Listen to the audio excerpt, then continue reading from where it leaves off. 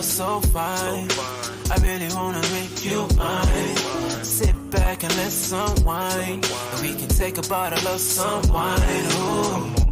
So are you down to rock with me? Cause girl, you fly just like my G. And I need to know, I need to know. Are you really down for anything? Are you really down for anything?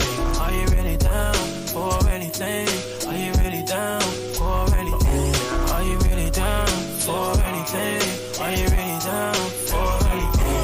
Are you really down for anything? Are you really down for anything?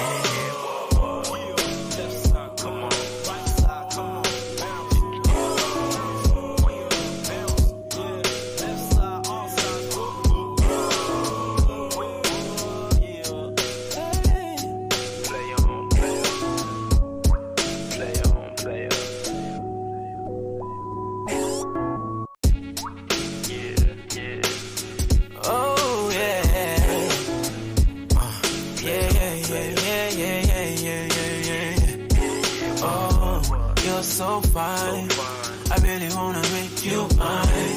Sit back and let's unwind. And we can take a bottle of some wine. Ooh. So are you down to rock with me? Cause girl, you fly just like my G. And I need to know, I need to know. Are you really down for anything? Are you really down for anything? Are you really down for anything? Are you really down for anything? Are you really down for anything? Are you really down for anything? Are you really down for anything? Are you really down for anything?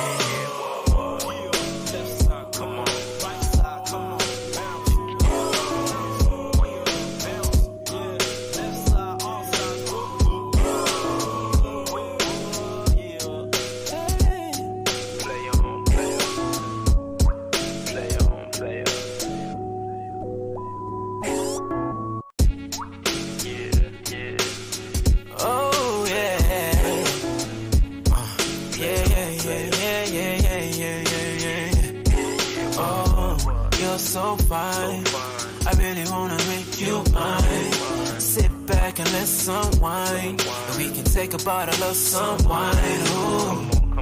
So are you down to rock with me? Cause girl, you fly just like my G. And I need to know, I need to know.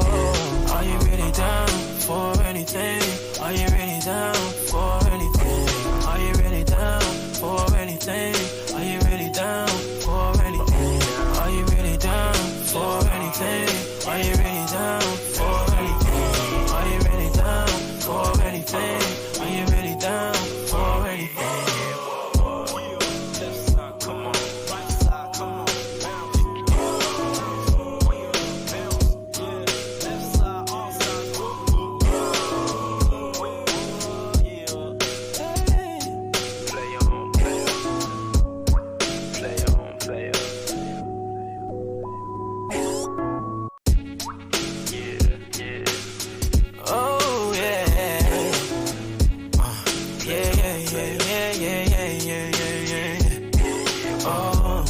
So fine, I really wanna make you mine. Sit back and let's unwind. And we can take a bottle of some wine. Ooh. So are you down to rock with me? Cause girl, you fly just like my G. And I need to know, I need to know. Are you really down for anything? Are you really down for anything? Are you really down for anything? Are you really down for anything? Are you really down for anything? Are you really down for anything? Are you really down for anything? Are you really down for anything?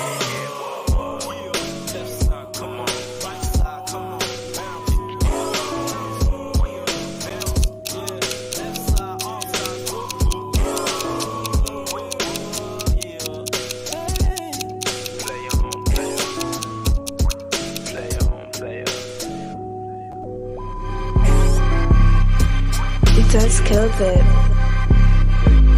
We made the decision to play Thiago. Klopp doesn't change the system. Since Blue back left, he don't want to change from the 4-3.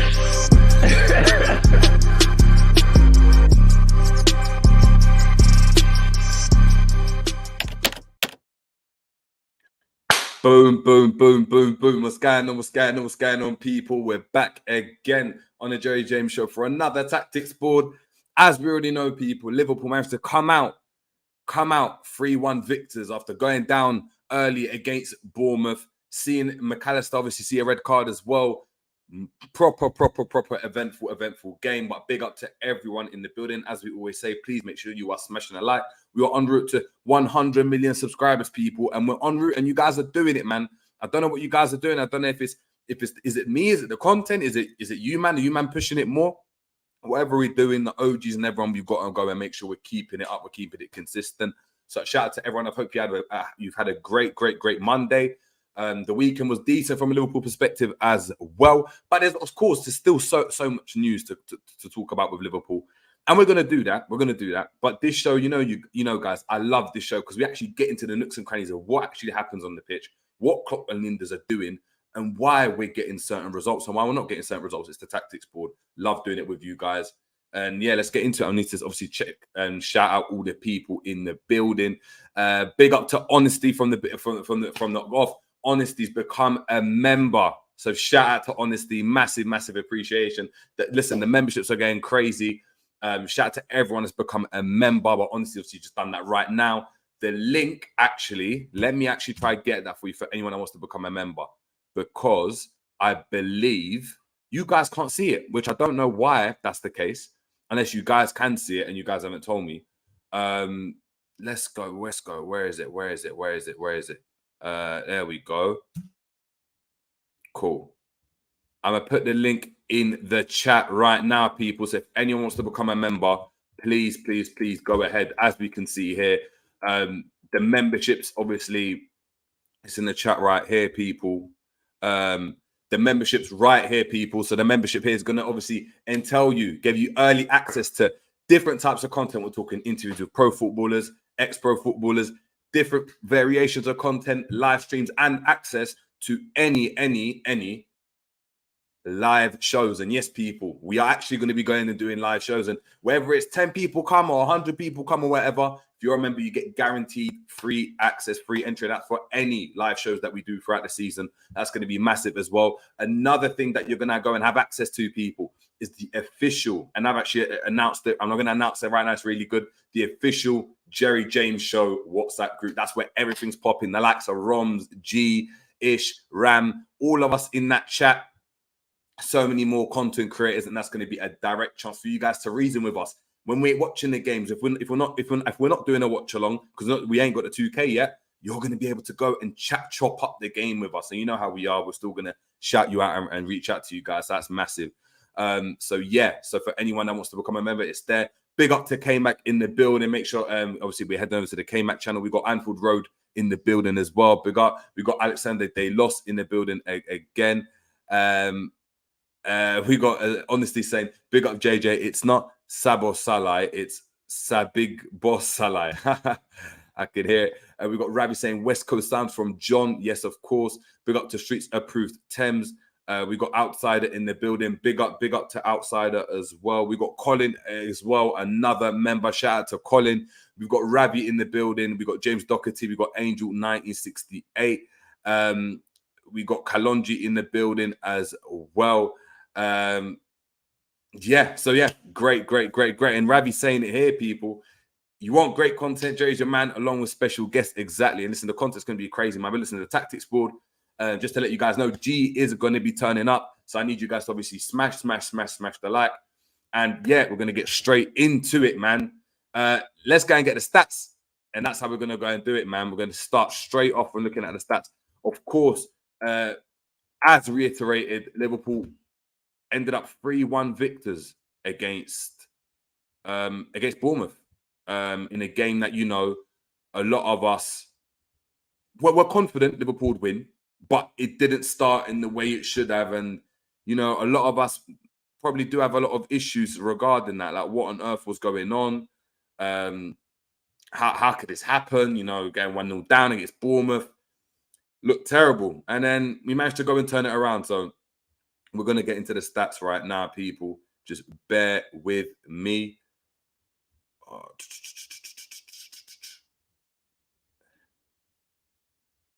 Oh, come on, man. What's wrong with my internet? There we go. Cool.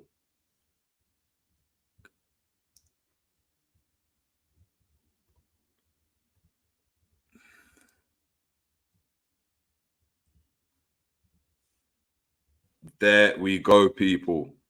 So as we're seeing here, let me see if make sure you guys can see it. Amazing. You guys can see it. Let me remove that banner for you guys. Let's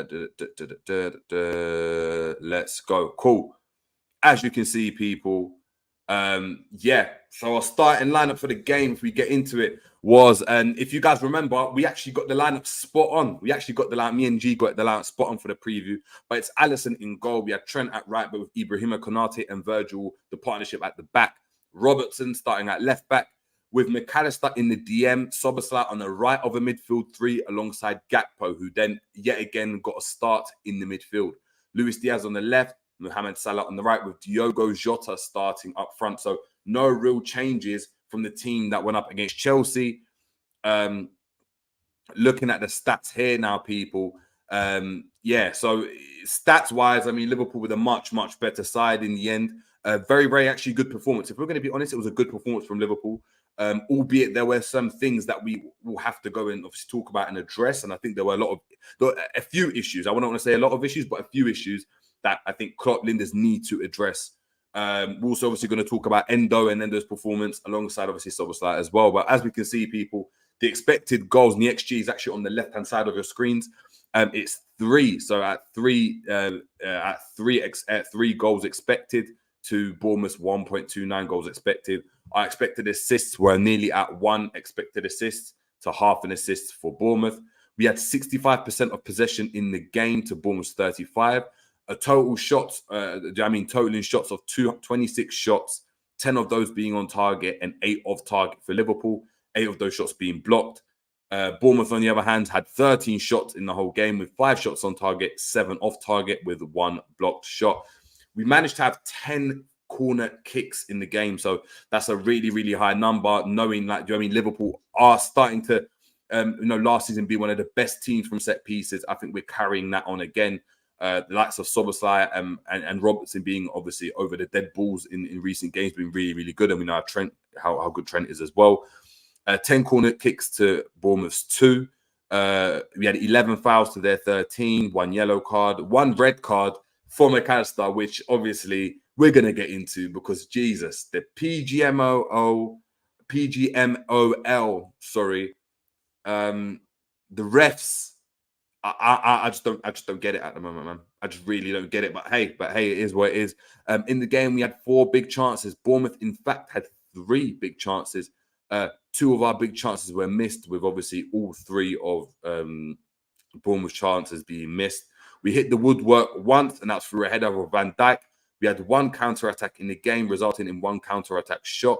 We had 17 shots inside the box to Bournemouth 6, 9 shots outside of the box in comparison to Bournemouth 7, 4 saves made by Allister, 8 made by Neto, who was in goal for Bournemouth. And the goals prevented, obviously we only presented 0.26 goals.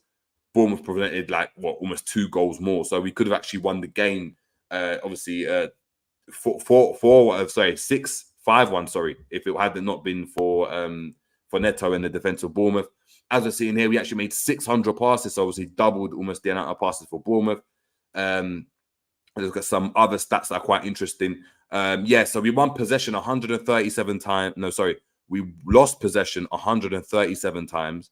Bournemouth lost possession 133 times.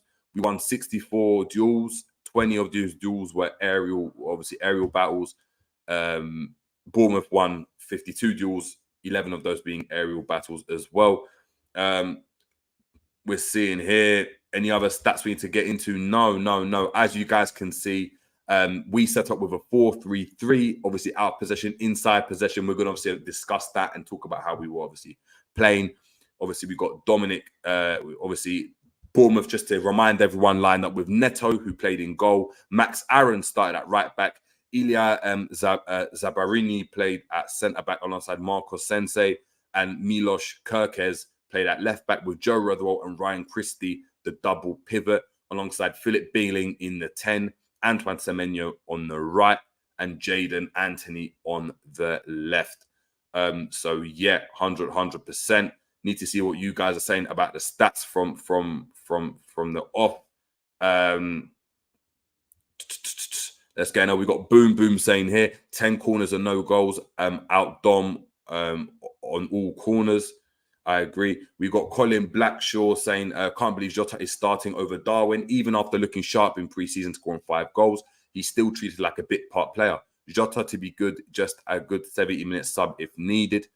I hear what you're saying. We got Ravi asking a question. Jerry, what do you think makes us start very sloppy in games at times? I'm 100% going to get into it. 100 literally, as soon as G comes in, we're definitely going to get into it, man. We've got Marianne Southwood. Big up to Marianne saying, big up JJ. Big up to Marianne. Hope you're doing well. I'll be frank saying, finally, a Gerrard replacement. We've got Alexander Delos saying that first 15 minutes. Yeah, Alexander Delos saying Chef Lucho, 100%. We're going to talk about Chef Lucho and the rest of them, man. G, are you here?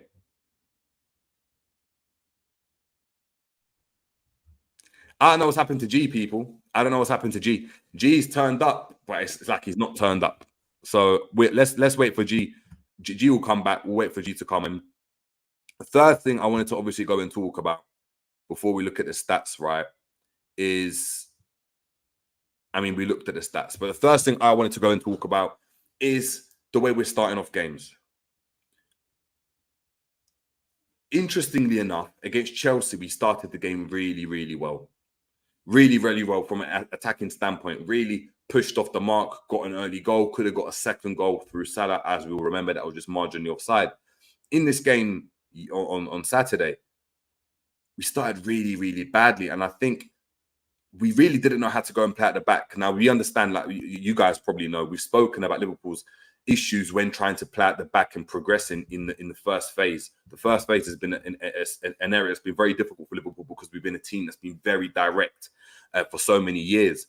Now that we're trying to build up a bit differently from the back, we're struggling and we're having a lot of teething issues. I think players are not understanding where they should be on the pitch. I don't think there's a synergy in midfield. And look, we're going to get into why that is. Before we do that, you got G in the building. What's going on, G, man? What's going on, man? Can you hear me? Yeah, I'm good, man. I'm good. I can hear you. Yeah. No, I'm all good, man. Pick up everyone in the chat. Sorry, guys. I have to finish off some work crap. Sorry if anyone's watching from my workplace, but yeah, big up everybody. Big up everybody in the building. Jerry, man, how are you? How are you, bro? Yeah, I'm good, man. I'm good. Literally, just we've looked at the stats in terms of just the summary, obviously just summarize the stats now. And now I wanted to obviously go and chop up and say, obviously we're starting through the first phase. So talking about the first phase of Liverpool. Obviously, we're going to talk about the positives as well, but I want to kind of go chronologically with how the game went. So obviously the game starting first 15 minutes, quite appalling. And a lot of it was down to our mistakes. I wouldn't say Bournemouth particularly did anything crazy to go and combat what we did. I mean, there was a few things that they did, and we're going to get into it. But just on the surface of it, like, it was just, I think Ravi asked it, what's going on? Like, why did Liverpool start the game like that? Because in comparison, the Chelsea game was the flip opposite. It was the great start and we tapered off in the game. This game was like we grew into the game, and it looked like even with 10 men, and we're going to talk about obviously the red card, we actually became even better. Honestly, I couldn't even tell you, man. It seems to be we have it was like a complete opposite of the last game, as you mentioned, man. You know what I mean? Where we had the good 35 minutes. This time we had a bad 30. Whenever Diaz scored, what's that, like 30, 27, 28 minutes of the game? Honestly, bro, I don't know, man. I just think Liverpool can't, at this moment in time, we can't really sustain things for a period, you know, so to speak. Because even when we were starting to lead and stuff, Bournemouth was still getting in. They were still getting in. Do you know what I mean? They were still finding ways to get in and around our box, causing a bit of havoc. Obviously, nothing crazy, but they were still, you know, finding problems. And I just think that the way that they set up, it wasn't like the 9-0 that we had last season. Yeah, I'm saying, where from the off we were just superiorly better. I think this time it just seemed like we didn't really know what they were gonna do. So I don't know if that's, I mean, a shock in terms of the way that they set up, or it's just we just weren't really at it. I just think maybe they they came out first 15 minutes and they had more intensity than we did. They were proper trying to, get at us. And I mean, they had the goal disallowed, then they scored.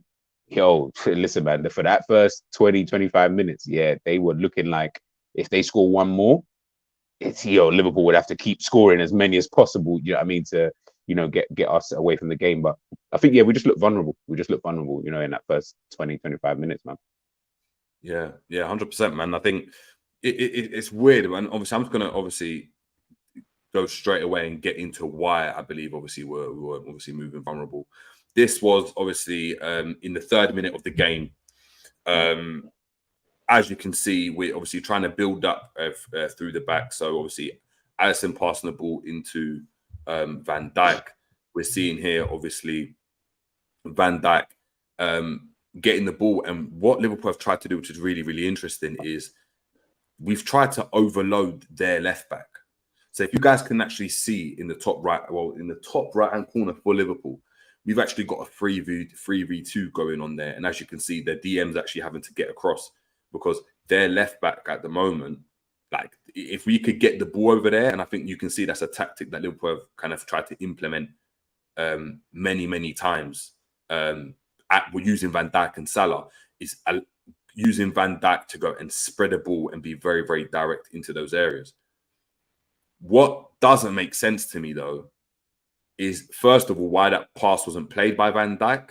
And second of all, why we weren't able to go and combat the fact that Bournemouth said, you know what, we don't mind having that overload. Do that. That's fine.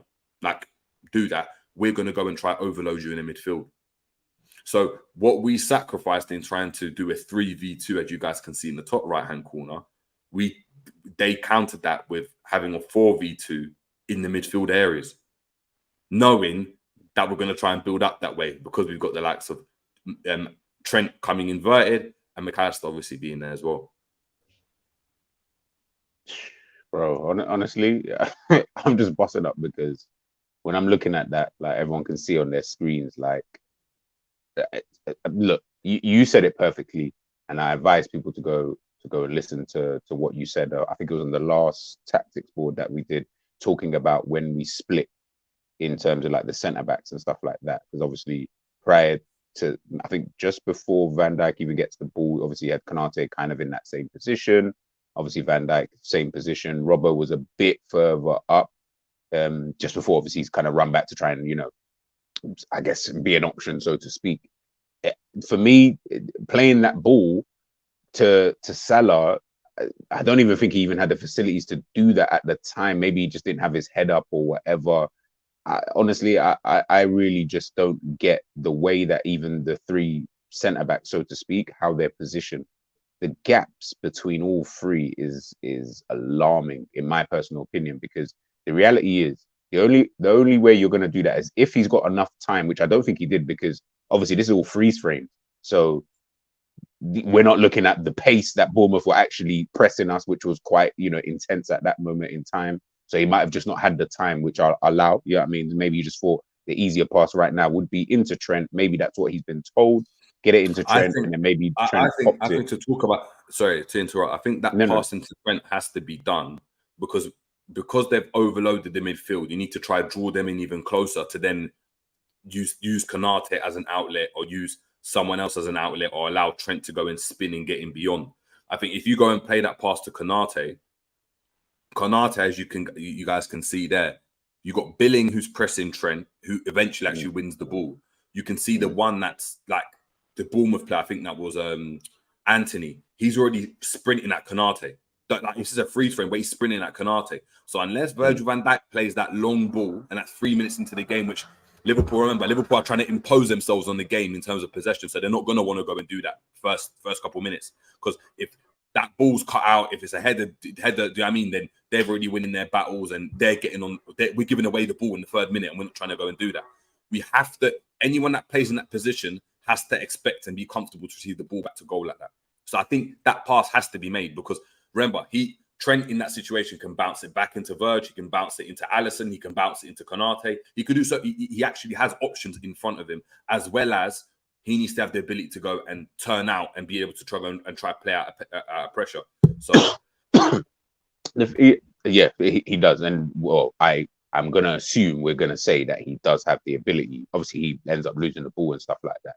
So that was obviously his mistake, and that goal obviously comes from his initial mistake. I'm just like, we saw the picture that we were from how Brighton how they build up. Obviously, there's more than one way to skin a cat, so you don't have to do things the exact same way, and I get that. But for me, I'm just when I see that, like if how it's freeze framed, for me, I'm looking at that and I'm like, really and truly, the only option really is to pass to Allison or Van Dijk. Really, Robbo might not be by that time that he gets the ball. Robbo probably wouldn't have been an option. And if you pass back to Van Dijk, by that point, they're on your neck because of how we've kind of done it. Like the gaps for me, that's just what I'm looking at, is the gaps between Robbo, Van Dijk, and Van Dijk and Konate. It's too massive. The ball has to travel some distances before he passes to any of those kind of players.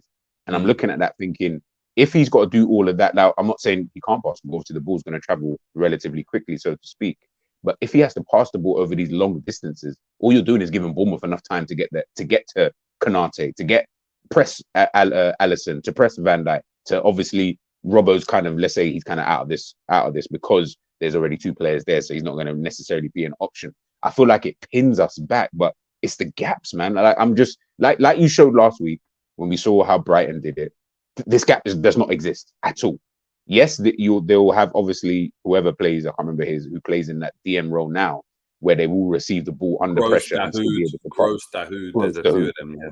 So when they receive the ball under pressure, obviously they know and understand, cool. And even some of them might even already be in the box, so we can play that whole thing. When you've got this kind of gap, for me, I almost feel like Trent doesn't have the options that we might necessarily think, because under pressure from whoever that is, Billing obviously coming in on his neck, so that pass into him anyway needs to be crisp and make sure that it's crisp enough for him to get there, but also good enough that he doesn't even have the option to take that loose touch, which obviously he does. So again, it is on him in terms of us conceding that goal. But I'm still just not happy with the gap, because even if he does get that ball and he doesn't get tackled, as an example, I mean, as I said, who's he passing to? Because really just passing straight back to the goalkeeper, who, again, your option is only then to just hoof it long kind of thing, which then we'll lose possession and then they get possession and then we go again, which you can do.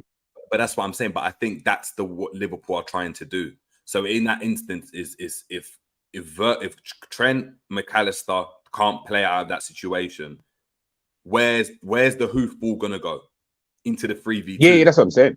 Yeah, basically going into the 3v2. So Liverpool are designed to play like that. Think about it. What could easily happen is Konate could drop in, and even in that situation, Szoboslai could easily go into that right back position. Konate could drop a few yards. But then we lose the 3v2 straight away. Then there is no 3v2 anymore. That's the point. The 3v2 is there for that long ball. That's my point. Is that they trust Allison well enough on the ball to go and use this almost like a decoy. Come on, follow me into midfield. Trent saying, follow me into midfield. I'm going to set it into either Konate or Allison or whoever. And Konate's first thing is, can I get the ball into those three? Be very, very direct. From there, we're already attacking with a 3v2 down the thing. And that's what Liverpool went and tried to do. I just think, obviously, whether we obviously like that build up or not, that's what it is. I think if you look at a lot of our long balls, they all go down that side. A lot of them from the back, it's a verge switcher play. It's Allison pumping it into that area. A lot of those passes are like that, because McAllister in the Chelsea game, what happens? He gets the ball. He finds Salah straight away. Salah's running at them. We've got a 3v2 on that inside right-hand channel. That's the way Liverpool want to build up. So I think that's the way we're seeing it. I think moving on, we can see here, this is the problem, isn't it? When the ball's played, obviously Trent, what they're expecting Trent to do in this situation is that when the ball's played to him by Verge, is to set it into Allison. You can see already Allison's coming across expecting the ball to come. Trent just obviously has a poor touch. And what happens with a poor touch? They have a shot on goal. So it don't look great at all. As we can see in here, Billing wins it off him straight away. Solanke gets the ball and have a shot. And that would be obviously the problem. But that's where this is what I'm saying, is that I'm not going to say Virgil like the pass wasn't, you know what I mean, wasn't perfect or whatever. But it's one of the, I feel like with that kind of play, like the way I'm looking at it is just, it relies upon too many things going exactly right. Whereas I feel like you can not deviate, sorry. I feel like you can minimize, sorry, that's the right word. I feel like you can minimize that kind of level of pressure because, as I mentioned before, we'll just use, because we've got McAllister in there, I'll use someone like him. He's comfortable, easily, like super duper comfortable. Like even if that was him kind of thing, and he would have lost the ball as an example, kind of in that situation, we'd still be looking at it thinking, oh, bro, like he's under pressure. He's got the two players obviously coming in. That ball into him needs to be dead on perfect. Otherwise, again, we saw what happened. Obviously takes that loose touch, blah, blah, blah. And I'm just looking at it again. For me, it's just the positioning of all the players. I get, obviously, in the attacking sense where you've got the overload. So yes, if Trent gets the ball, can pop it back to Thing, cool. Then he can obviously hit that ball to whoever's on that right hand, Salah, whoever, Szoboslai on that side. But it just relies upon way too many things going perfect. And I'm like, the fact that it's that risk versus reward, it's like you're risking that happening, which is obviously what happened, which could easily happen, versus we could just minimize that and just have the players in closer positions where you can still keep possession and still play your way out of that. And because you've got the players to do it. I feel like McAllister, Trent can easily play their way out of that kind of position. Anyway, McAllister has proven that he can play under that kind of pressure where someone's on his back and he's able to just pop it back, no problems. And then obviously the team can obviously build up. But I do get it in terms of hitting that ball long. But again, it then comes down to that. If that ball isn't perfect, if it doesn't hit up Salah, I just feel like there's too many variables within that kind of move where I feel there's more that can go wrong than there is to go right, but risk versus reward. So if it does pop off, boom, we're good to go. You've got the 3v2, you've got the overload, we can move, blah, blah, blah. But it's just, yeah, I just feel sometimes we can minimize these kind of little things, but obviously that's just me picking at it with a fine tooth. Do you get kind of thing? So it is tricky. I think we're seeing here again, and this is what Liverpool obviously tried to do a lot of the game. This obviously 13 minutes now into the game is Liverpool tried to obviously do a 6 versus 5 overload on one side and try and leave Robertson as an outlet. So a lot of the time what would happen is you'd see McAllister, Trent, Szoboslai, you'd get Gakpo moving across the pitch, leaving Robertson as a wide man. I think Robertson had a lot of joy in this game because of the ability, obviously, later on down the line for us to get the ball into him, into a lot of space, because Brighton were comfortable. I mean, Bournemouth were comfortable enough to go and let him win there because they wanted to try and win this ball here. And when they went and did that, and it's 30 minutes into the game, this was our problem, is that Trent was getting the ball. Now, or Trent, whoever was on the right, Szoboslai, Konate, getting the ball, we need to be switching that ball into Robertson much, much quicker. Much quicker. It needs to be played with pace the way we used to back in the day. And I think we started to do that as we got into the game as well. I think I remember one ball from Trent, which was like a direct, it was like a long switch of ball into Diaz, and Diaz was on the attack straight away. That was, I think, like 30, 40 minutes in. In the early stages of the game, we're not moving the ball quick enough. So a lot of this, instead of going and using the wide man, hold on, is it this one? Hold on 2 seconds, people. Let me just make sure it's the right one. Yeah, so hold on. There we go. So yeah, so it's this one. So instead of using the Robertson and the outlet, we were trying to go and find Szoboslai, and then expecting Szoboslai to go and carry the ball forwards and have to run with the ball, and whether it was Szoboslai or Gakpo or McAllister, because the gaps between the forwards and the midfield was such a massive, massive space. It's the same thing that you're talking about, the distances, the ability to go and pass the ball. Yeah, the ball moves further than a person, but the longer the ball has to go and travel, the more likely it can get intercepted, and the more time you give Bournemouth to actually get into positions. So a lot of the time, there, for example, with Trent, if we go back, literally here, it's the same minute, Trent could easily switch that into Robertson, and we're out at that overload, because as you can see, Antoine Semenyo, can you see how narrow he is? For anyone that can see, he's the guy, the black guy by the semicircle who's got dreadlocks. I don't know if anyone can see, but that's him there. As you guys can see there, he's so narrow Robertson's got tons of space. So that ball needs to find it, but we weren't doing that quick enough. Instead, making the wrong decisions, forcing the ball into Szoboslai, where Szoboslai's got to take a touch, turn, now try to run with the ball to go and get us up the field. Which didn't make any sense. Moving on here, again, same situation. And this is what you're talking. It's a similar situation where, we tried to go and do it and tried to go and exit at that end. As you can see, again, Robertson's a spare man here. Semenyo's quite deep because he's actually trying to stay quite narrow, not allowing McAllister to be able to obviously go and turn. Because if he turns, you can see straight away, Jota's being pressed. You've got Antoine Semenyo is going to be on McAllister, and they want Robertson to get the ball in deep positions because they know in deep positions he's not going to be effective.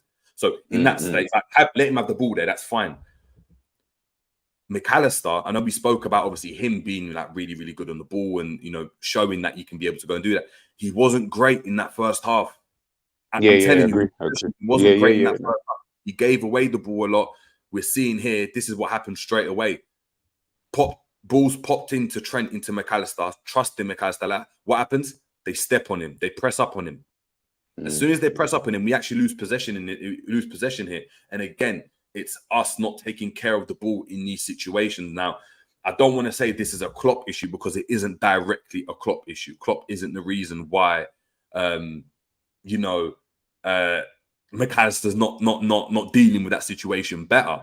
But what I will say, though, is that there wasn't an onus on what we're trying to do. It seems as though everything's very just random. It's like, at one moment, it's like, we're giving it to Szoboslai and we're expecting him just to run with the ball and travel with the ball and get as high, which is a tactic that Wolves did against United, but Wolves aren't a great team. Wolves just capitalised on the fact that United were terrible in transition.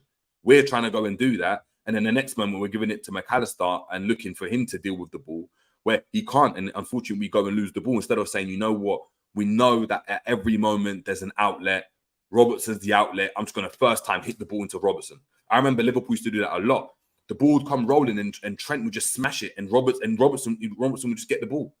Robertson would just get the ball because it's like we had muscle memory and the team knew, okay, this player's in that position. Right now, I don't think players even know what position they're in. Robertson's not comfortable to switch the ball because he knows Trent's probably going to be in midfield. He's not going to be out, and it's Konate. Do you know what I mean? Now Robertson isn't as high as he used to be. There's no, like, Jota's dropping deep to go and get the ball, but he's not no Firmino. He's not going to take it on the half turn and then drop a shoulder and all of that. So he knows touch is going to be great, and we lose the ball, man. That's again, that's obviously not in this freeze frame right here. But that's one thing I was even going to ask, because from everything I see in terms of the way we utilize this, three at the back and stuff like that, one thing I always keep wondering is how come when we do have the three at the back, and as an example, if Robbo is the spare man and then obviously bombs forward, why is there no one, in your opinion anyway, why do you think there's no one who drops in?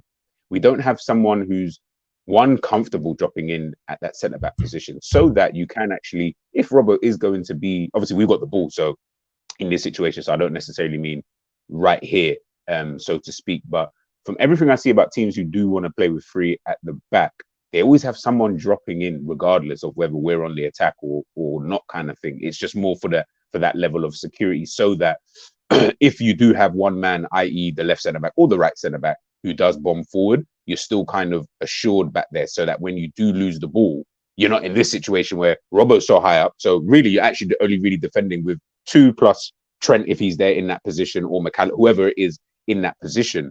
I don't understand why there's never anybody who actually drops back in to kind of help out if Konate is gone, which is very rare, or usually it's going to be Robbo, who's obviously playing left wing at half the time. Why is there no one, in your opinion anyway, why do you think there's no one who drops in? Like, that for me is like, I almost feel like that's more key than anything, because you're playing, you're banking, yes, on the overload. I get it. If you overload that one side, whether it be the right, whether it be the left, Robbo's fine, because he's usually going to be that spare man, especially if Trent is going to be quick enough to play that ball. But if that is the case, why don't you then want that defensive security? Because you're not going to score with every attack. You're not going to, you know what I mean? It's not always going to happen. It's very unlikely that it's going to happen. Why then which is why I feel we then look vulnerable. Why do you think we don't ever have someone who just drops in? Like, ever? Or very rarely, shall we say? I'm not say ever, because it's probably going to be one time. I think we don't have anyone that drops in like that, because I think, first of all, Look, if you're midfield, the way to explain it is if you're midfield, if I'm a DM and I drop into defense, right, or I drop into any situations to get the ball, the distance now between me and the midfield partners either has to it increases. So it means I'm further away from McAllister. I'm further away from let's say I'm Endo, right, in this situation, just as an example, and I drop into that defensive role. Yeah, if the midfielders are still as high as they were, I'm now further away from them.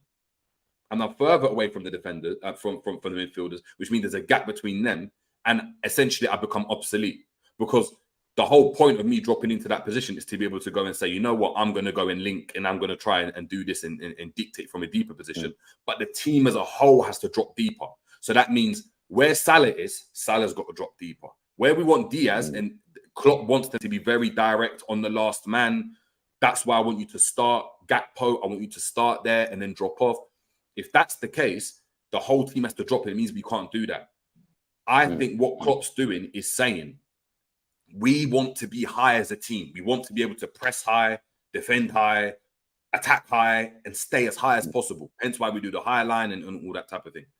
We don't need Fabinho. We don't need the DM dropping in and getting the ball, because essentially what Klopp's saying is that our defenders should be good enough to go and find you.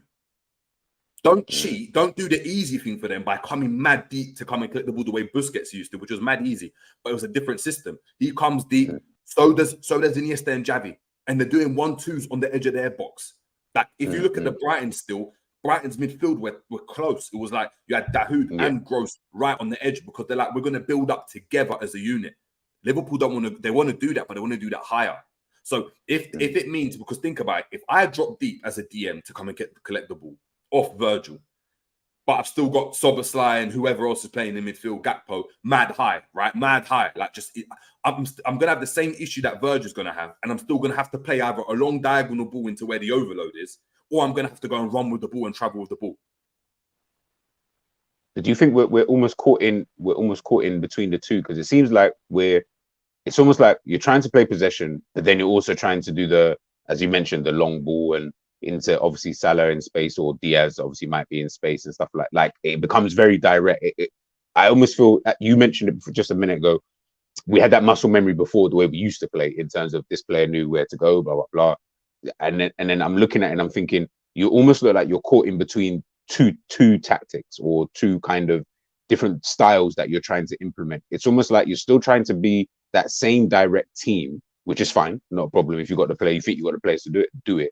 But then you're almost caught where, as you mentioned, Szoboszlai picks up the ball sometimes. He's then he's doing a dribble instead of just passing the ball, where that's what I would think you would want to do in those kind of positions. Trent's not picking out those kind of passes. Sometimes he might just play the little 1-2 with McAllister, as he just did there, and ends up losing the ball. But you've got the spare man obviously there on that side. I feel like we're caught in between two styles, because I almost feel when you look at Liverpool as a team, we've got two styles of players on that team, which is the old style where you've got Robbo, the Van Dijk used to switching that ball off to Salah. Salah obviously used to play in that system. But then you've also got this new style where McAllister, Szoboszlai, these are now the ball players in the middle of the park.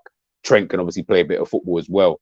Where we've got the two styles meshing together, I'm intrigued. I'm intrigued to know, as the season obviously continues, how does this work out? Because I don't think you can keep trying to play two different styles. You kind of maybe just need to stick to the one. Either everyone learns what the old style was and we just play that direct football, or if we are going to play this neat nut 1-2 and edge of the box crap, hey, I'm all with it. Yeah, that's my favorite style of football.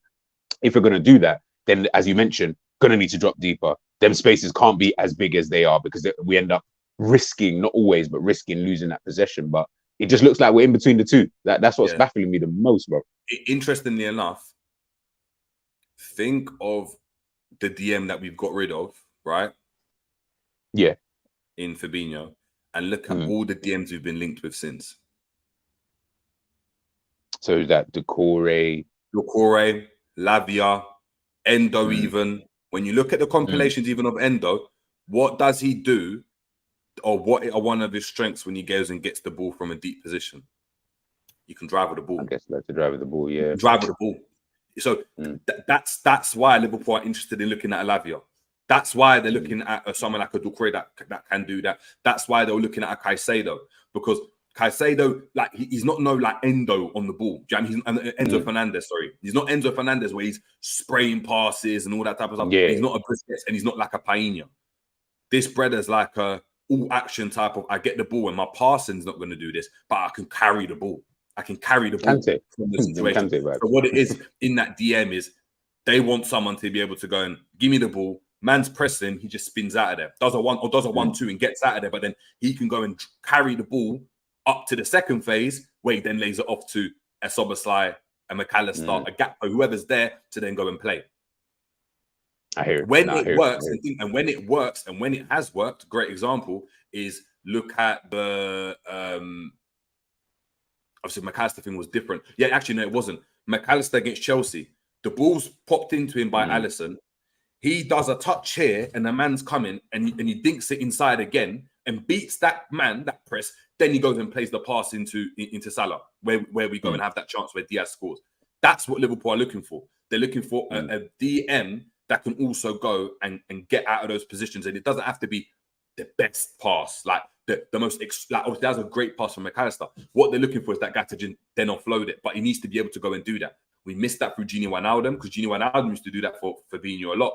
Gini Wijnaldum would actually come very, very deep. He wouldn't lose the ball. He'd turn his man and then drive up the ball and then just say it off to like a Robertson that's made the overlap, or just give the ball like. And Jones has done that in when he was in. Jones was getting the ball from a deep position, would turn his man, drive, and then we'd say, oh, but he's not doing anything when he gets forward because Klopp doesn't want him to. It's just, give it off now. Now you've done your job now. You've carried the ball and you've done it. So when I look at it, I can see why we're trying to go and do that. Whether I agree with that or not, that's a different, obviously, situation, because I think there's a lot of you're asking for a unicorn in midfield, because you're looking for someone that's defensively astute, but that can go and do that. That's 6 foot, but that isn't 6 foot. That can run. That's got a low center of gravity. It's mad. You're asking for Busquets somewhere, and you ain't gonna find necessarily that type of individual. You're asking, well, really, you're actually asking about Caicedo, to be honest with you, because he seems like one of the players who can do it. Hey, if Doucouré is the guy, Doucouré is the guy. But look, think about it. Kone is someone that can do that at Borussia Mönchengladbach. When you look at those are the types of players that they're looking to go and do. So, interesting, man. Moving on here. Which one was this? Well, we've done that because he loses the ball here. This is obviously in the second half now as well. Same thing, you know. Konate getting the ball. Obviously, again, same thing that we're doing from a deep position, but we're doing it just obviously further up the pitch, so it doesn't look as fearful. Konate there, not really having an option out wide because Szoboszlai is narrow. Salah's the only option, but he's being covered here in the bottom right-hand corner of the screen. He has to pop it into McAllister, but they're expecting McAllister to be able to first time or within 2 touches get the ball out to Robertson, who again is the free man, and hence why I think he had a very, very good game, because I think in comparison to obviously the Chelsea game where we didn't have a lot of possession, out of everyone on the pitch, maybe Konate, but Konate's obviously defender. Out of anyone from fullback onwards in the pitch, Robertson's the one they don't mind having the ball, because they know from a deep position he's not really going to affect you. So when Robertson's the free man over there, you can even see. Naturally, I'll tell you now, even there's Solanke's that's about to go and press Virgil van Dijk. He's allowing Robertson to be free. Think about it, Robertson's more advanced. Pressing Van Dijk because he knows Van Dijk's more dangerous on the ball than Robertson from that position. Allow Robertson to have the ball. If McAllister remember, McAllister's going to get pressed anyway, right, in that position. But if the ball goes out to Robertson, that's fine. We've done our job, because Robertson from deep isn't going to affect us. So when Robertson's had more time on the ball, Robertson's been able to go and get up the pitch, do 1-2s. He's essentially been left as an outlet. Hence why he was able to get so many crosses in the game. And I think, obviously, as a result, got into the game. Do you think that, well, I guess really you're kind of saying it, but do you think that they were, as you mentioned, they were purposely defending quite narrow anyway? Defending and pressing quite narrow, because, as you mentioned, they were kind of happy with, if it's going to be Robbo, which is going to be, because it's not going to be Konate who's going to be bloody driving up the field. So if it's going to be Robbo, who is that spare man from this position, they don't really mind, because obviously I'm assuming they're then hoping keep pressing these guys. I mean, if you can press McAllister, as we saw, they lose the ball. If you can press Trent, if he's in that position as an example, if he loses the ball, we're more or less in on goal, or with a chance to be in on goal. So they don't, as you mentioned, they just seem like they were happy pressing narrow as opposed to trying to press the wide areas and stop Robbo being a threat, or I don't want to say Konate because he's not a threat, but Trent, for example, when he is out wide, it just seemed like, yeah, they were cool with that. They were really trying to play in the middle of the pitch kind of thing, or press us in the middle of the pitch, which is interesting, to be fair, if that's what their plan was. Yeah, no, 100%. When you think about it, the only way you can go and counter an overload is someone trying to overload the midfield, which Liverpool tried to go and do by getting, Trent to come in. You've got a deep man, whether that's Jota or Gakpo, mad deep. Whoever's up front always comes really, really deep as well and allows the two wide players to stay really high. When you're doing that, unfortunately, the only way to combat that is to try and get players in the pitch. So you have to sacrifice something. So in that team, it's always like that. So in the team, Bournemouth are saying, that's fine. Robertson's in his half getting the ball. And yes, he's going to go and travel with the ball. But by that time, the team should be, that's your recovery run. That's where the team goes, okay, he's got the ball. Now we're all dropping back. By the time he gets into a position where he's going to go and cross the ball, everyone should be back in position. 2 banks of 4, or 1 bank of 4, 1 bank of 5, and you've got Solanke up front. And that's what we're going to do. Yeah. Shift across as a team, defend that, go on, switch the ball. We don't mind that switch because we're just going to jog over. We're going to just keep it compact. So, yeah, that's what they did, man. That's what they did. As we're seeing, though, this is where it started to obviously change. Is obviously in that first half, as we spoke about, and I'm going to go back to it. Hold on, where was it? This one. Nah, this one here. McAllister, dead pressed.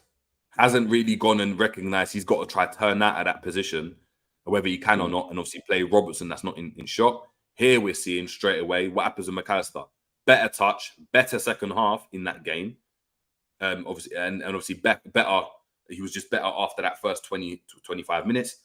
McAllister gets the ball off Konate, is able to go and turn, beats the press, and now is able to go and press Robertson. Now Solanke's in a bit of trouble. Not trouble, but he's got to make a strong recovery run now because Robertson's been left. Because he's obviously looking at Virgil, saying Virgil can't get the ball. Because if Virgil gets the ball, he might already spot a pass. It means that ball onto Salah might be on. It might mean he might spread the pass into Diaz. It might be, do you know what I mean? It's just going to cause a lot of issues because he can do that from deep. Robertson gets the ball again, and then obviously we're better here.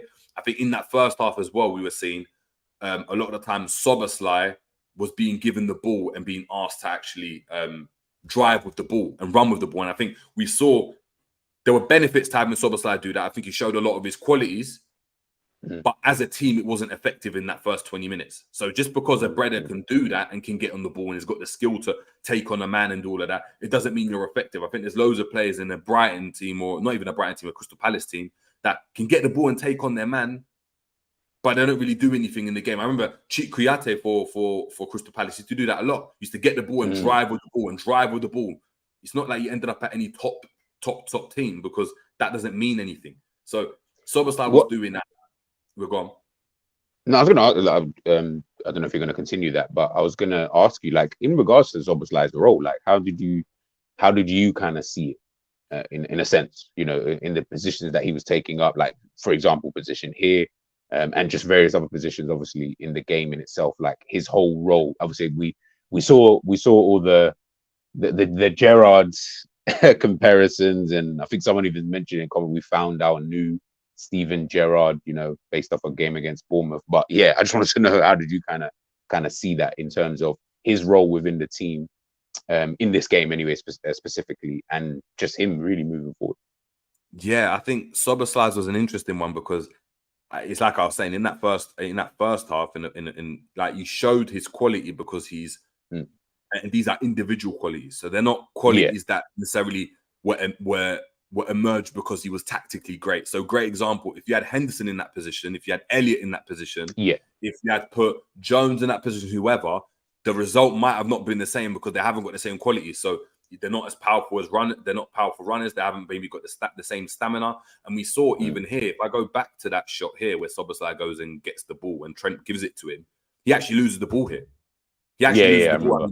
He loses the ball. So great ability. He's got the ability to go and turn a man and try turning, but you can see here he's having to really beat one man. Like in football, essentially, if you've got to try beat a man in midfield, it means the midfield's not doing their job really. It means that you're relying on someone's extra ability to go and get you out of an issue. I think here, I think there was actually a tactical change, because where Szoboslai would have been maybe a bit higher up trying to go and get on the ball, his role off the ball actually became better, because what he was doing now is, instead of actually being an actual option for Konate or an actual option to go and get the ball out, or for Trent or whoever, what he was doing was making a run short, dragging a man out of position, which would have been the left back or the left mid or whoever that was, and allow Konate to go and play a pass into Salah, into Trent from deep. And we were able to go and progress from there, because then what he does is he goes and spins his man.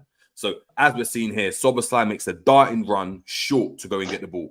Now, Konate could stop the ball there and play it to Szoboslai, and Szoboslai could just kind of play ball and say it's a verge and do the whole normal shebang.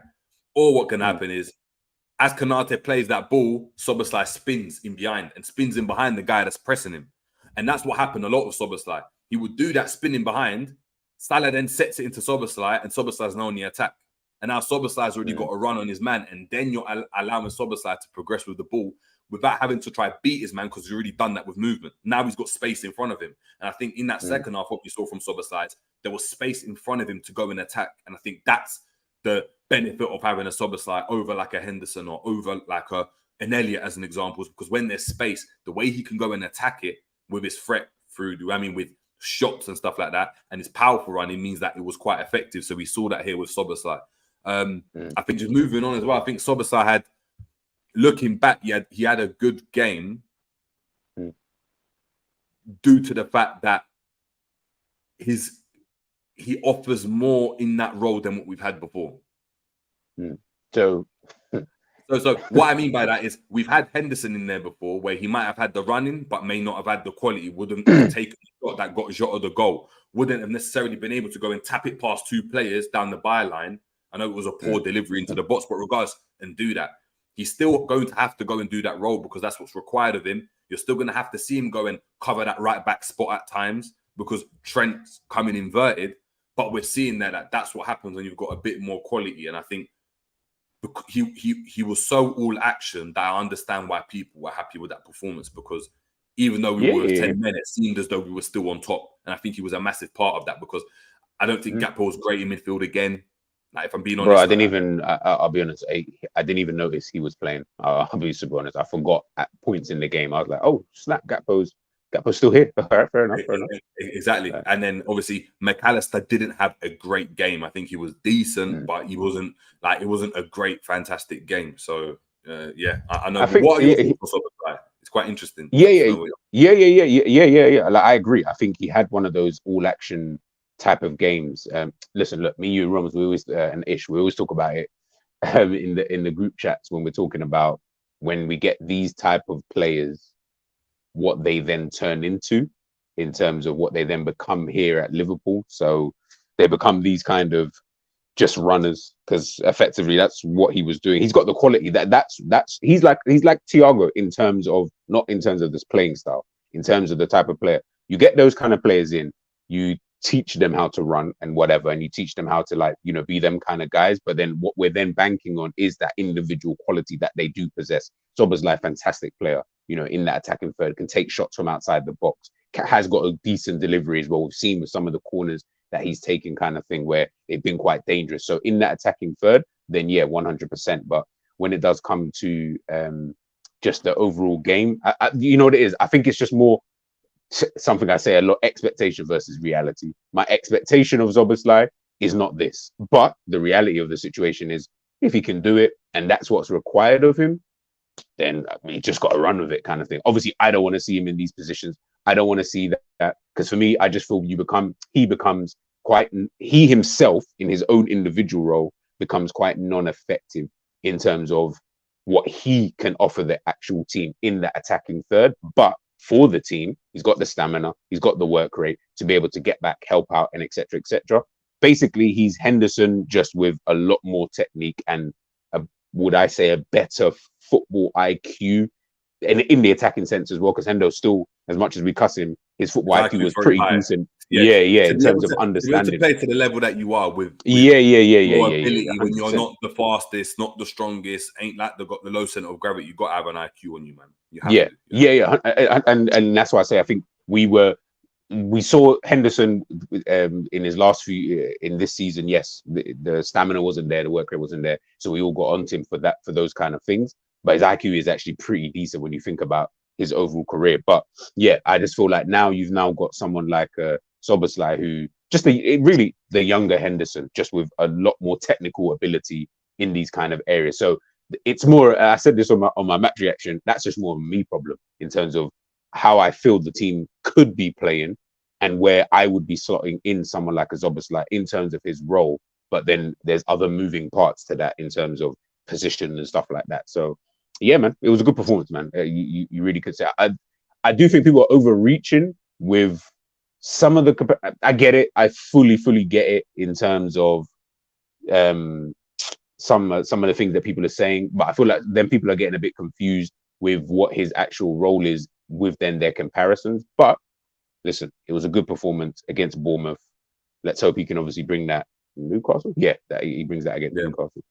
Yeah, man. Speaking on Newcastle, then obviously we after the red card, we actually had a sub made, and our new number 6, or should I say number 3, Endo, Endo, made obviously his debut.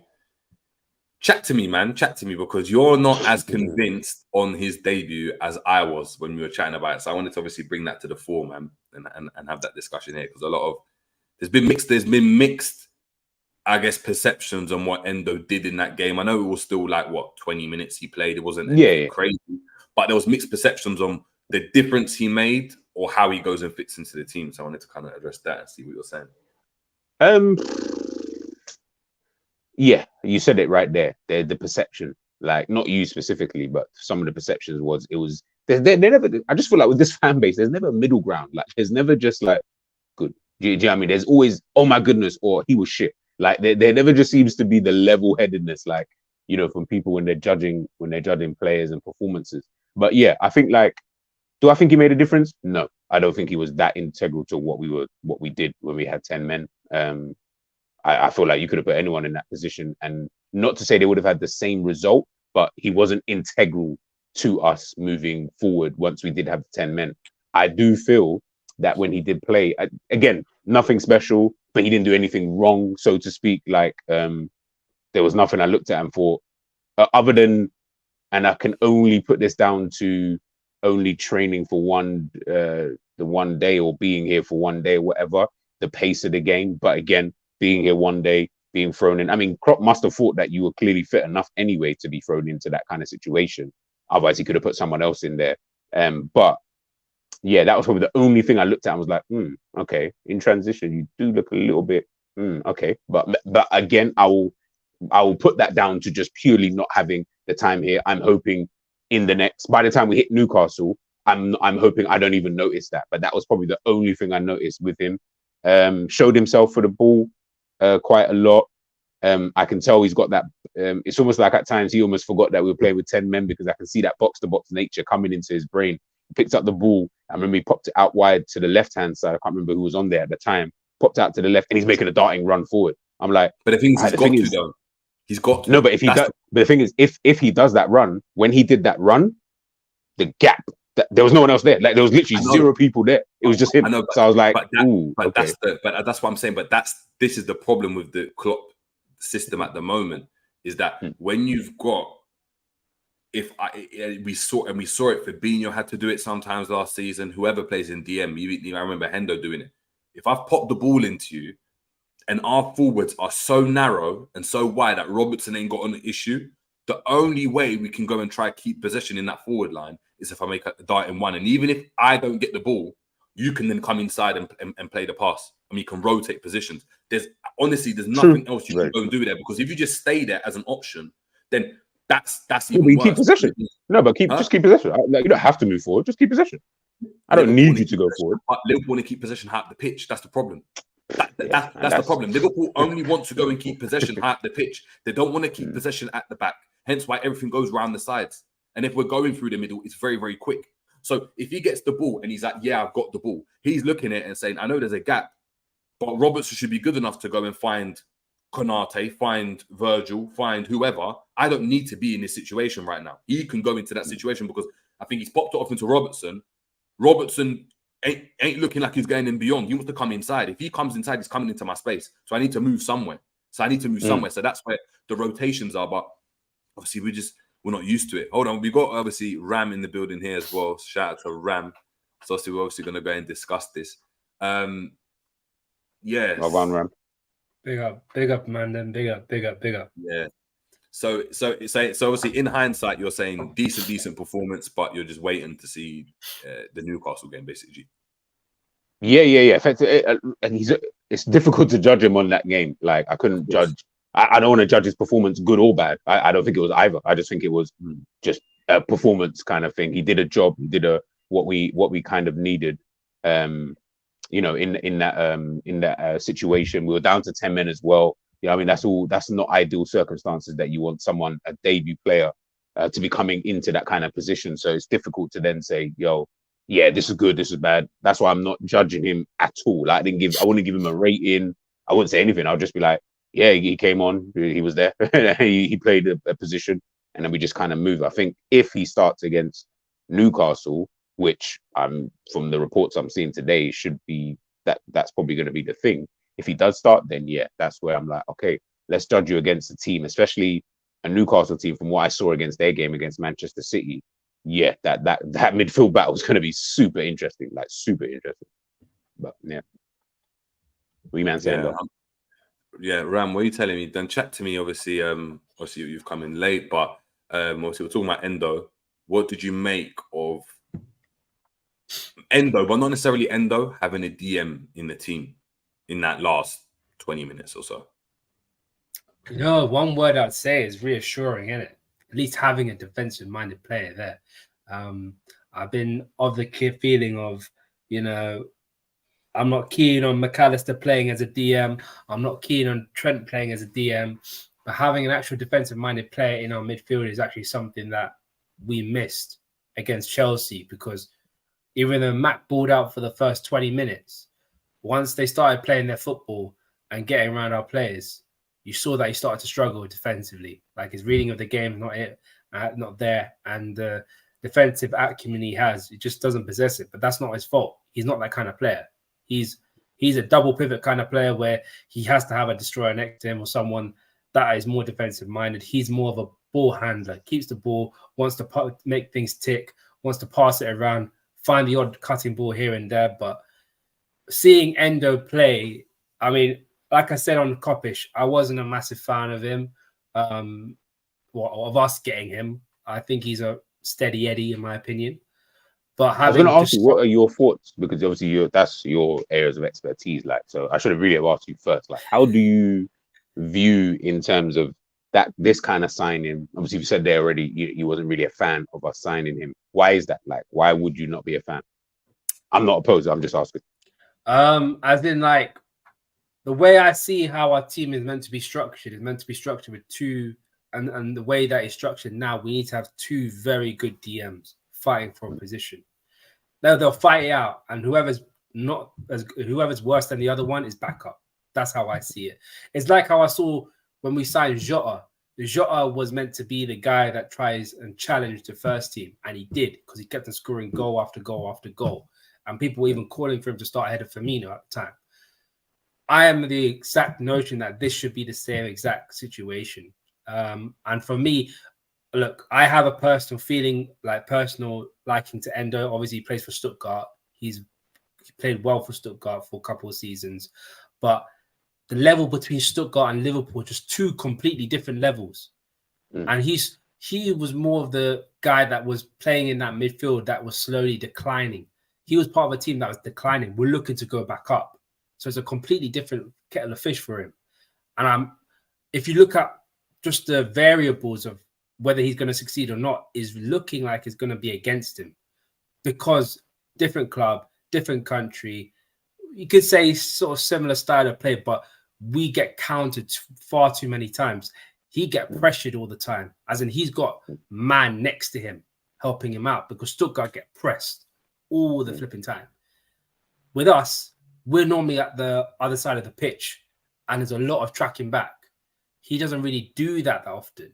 So if you look at it from a statistic and probability and variable point of view, which I like to do with these type of signings, it don't look good. It don't look good, in my opinion. And I said this before. I said this to JJ on multiple streams. I only wanted one player from Stuttgart, and he was not that player.